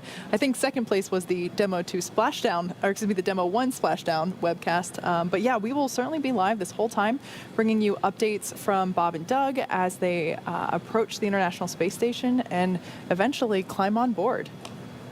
And we'll be live even overnight as they go through their sleep period. Be bringing you just some highlights from throughout the day, including what we're seeing right now. And then we just really want to stay with them the whole way just to make sure everything is going well with their flight as they make this historic first trip on a commercial spacecraft to the International Space Station. But right now, we're back inside the cabin. Doug Hurley on the left there, Bob Behnken on the right. Doug Hurley sending inputs to the Dragon spacecraft through that touchscreen and then manually adjusting. You can see right in the center of his crosshair, it looks like the screen is kind of split in half between light and dark. The light part of the screen in the bottom, that's planet Earth. And SpaceX Dragon for 4.042. We see ourselves down through step 2.6. We'll have some comments on the thermal camera blanking out during the maneuver, which was different from training. But other than that, we think we're ready to move on to section 3. Copy. Yeah, we saw those flickers as well, and we are ready to copy your words and copy you're moving into Section 3. Okay, we're going to go ahead and pick up in Section 3. Here comes Farfield Coast. Copy.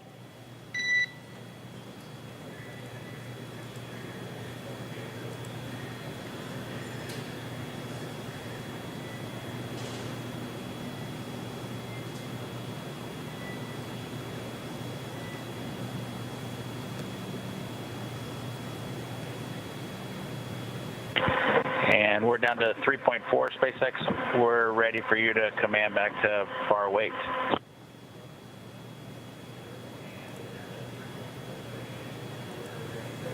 Copy.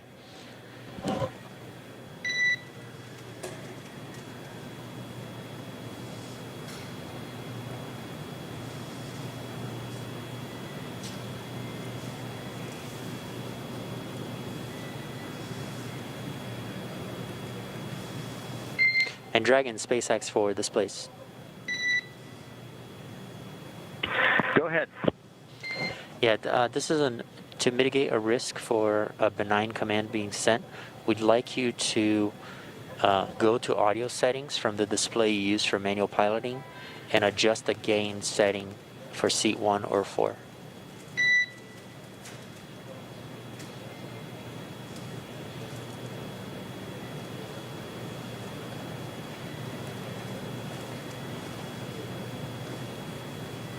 Okay, that's complete, and I did it on seat 1. Copy.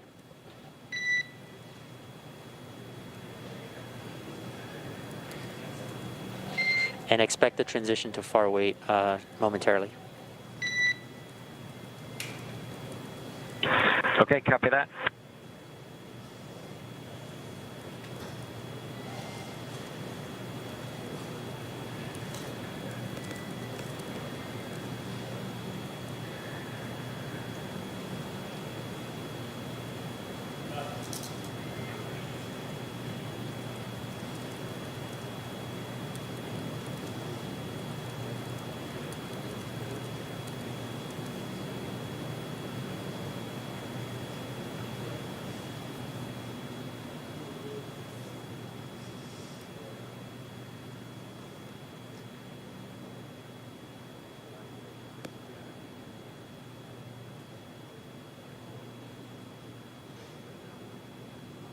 And this is the team coming to you from Hawthorne. It does look like they've just about wrapped up this manual flight test.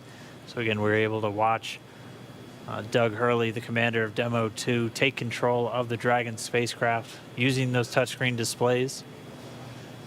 At this point, they're handing control back to Dragon's flight computers, and that'll be the last major task for them other than dinner. Yeah, so as we can see on their screens there, they are completing, and like we mentioned before, we do have a simulation available online if you want to check out what it's like to steer Dragon manually yourself.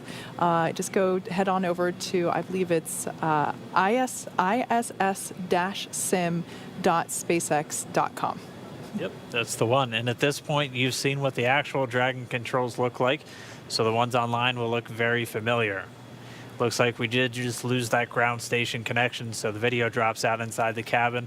But that's one major flight test in the book. It's one of our major milestones for this mission. Again, it's a demonstration mission, so we're trying to really put the Dragon spacecraft through the paces. The next thing that's going to be coming up for them is their first meal on board Dragon. Yeah. So just real quick, that view that you see there on your right-hand side, that's coming to us live from the International Space Station, Bob and Doug's ultimate destination for this particular mission.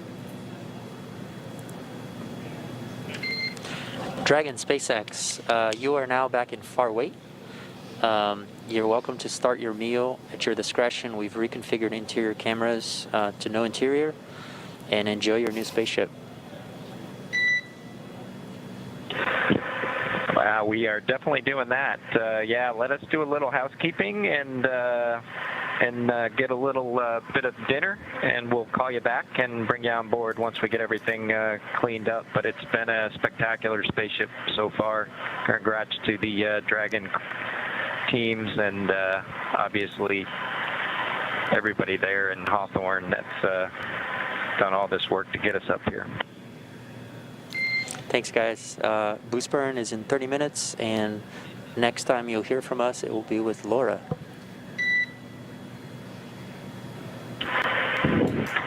Just like to say thanks to you, Jay, and Jason, and the whole Ascent team. It was quite a ride. We'll certainly tell you about it when we have a little debrief on board station. And yeah, everybody go home. And one thing, just kind of remember this moment. It's been pretty incredible. And you guys have a great night.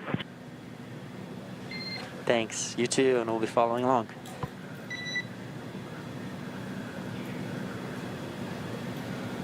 So what we heard there, a little bit of back and forth between mission controllers here in Hawthorne behind me, and Bob and Doug chasing down the International Space Station. We had confirmation that Farfield went well and that the capsule was put back into its autopilot, essentially. So they will now be starting up their evening meal.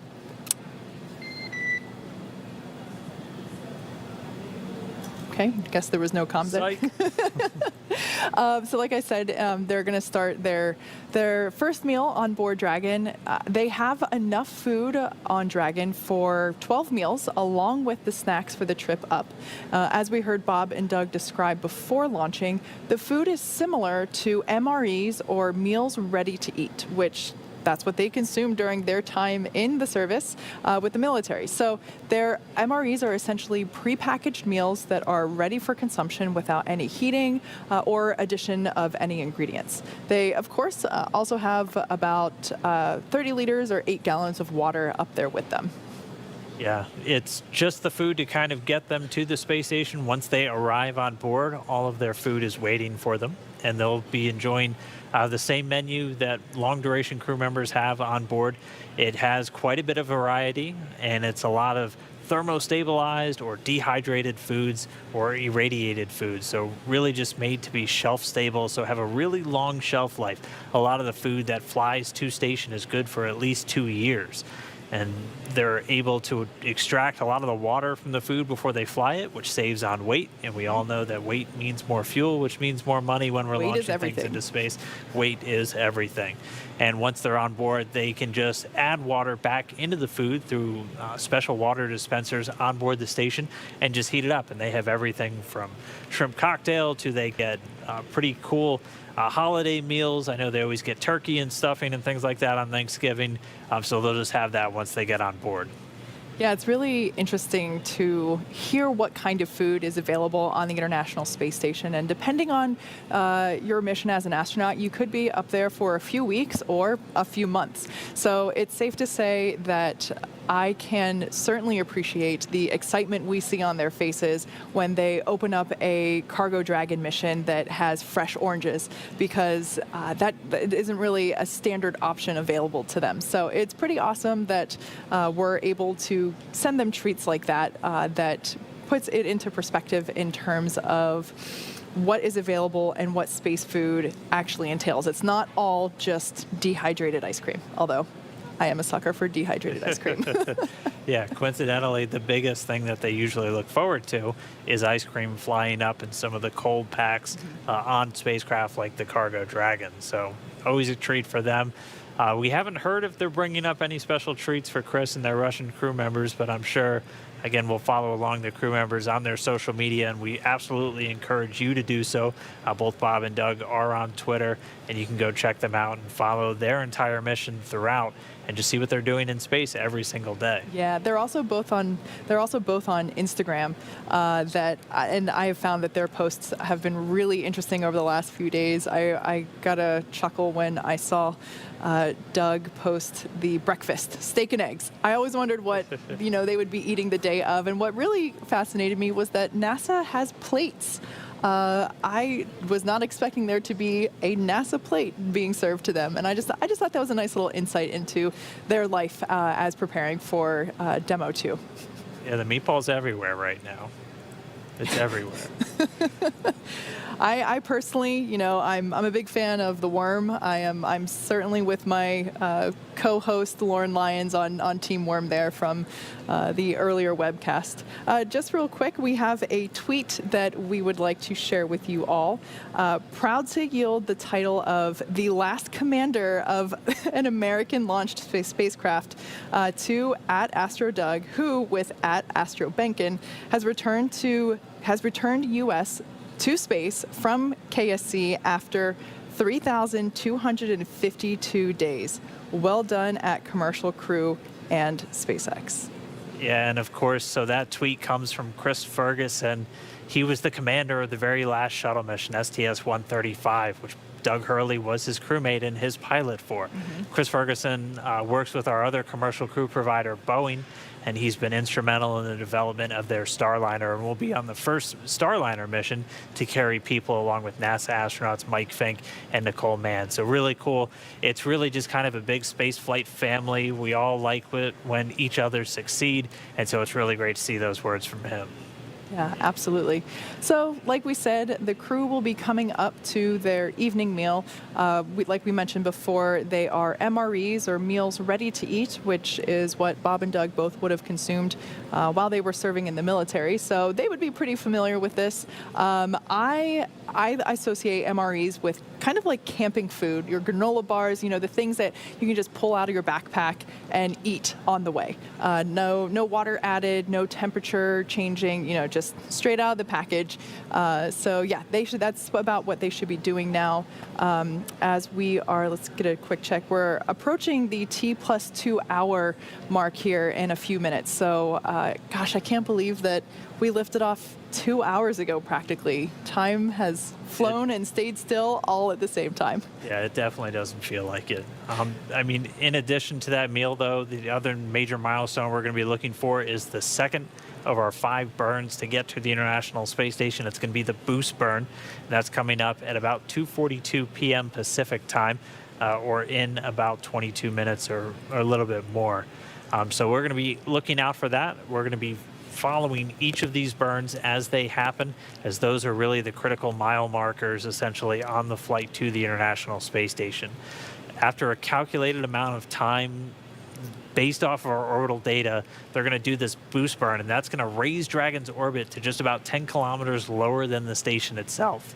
A little while after that, they're going to do what's called the close co-elliptic burn, and that's going to place Dragon on an orbit roughly co-elliptic with the station. That just means we're maintaining constant altitude, or an orbit roughly 10 kilometers below the station itself. Exactly. The boost burn is targeted to start at 12:43 a.m. Pacific, and will last a little more than 7.5 minutes. After this burn, Bob and Doug will be in an orbit that at Dragon's apogee, or the highest point, will be just 10 kilometers beneath the station. We'll have just 3 major burns after that left to complete, but before we get to the integrated operations and Dragon's final approach to the International Space Station. Yeah, so really exciting, things going really smoothly so far. We were spoiled with a really beautiful launch and a ride uphill, Dragon being carried into orbit by that Falcon 9 rocket. We've already completed our first successful burn, and that was the phase burn, which was just about an hour ago. It was completed successfully at 1:16 p.m. over here on the West Coast. The manual far field flight test, so Bob and Doug taking control of Dragon, Doug Hurley at the controls, changing Dragon's attitude, or its pointing, to put it in a very specific orientation, done successfully. And right now the crew stepping into that evening meal, and we're just going to continue to count down until we get that next boon, the boost burn. I've been talking for way too long. You must be very tired at this point. Very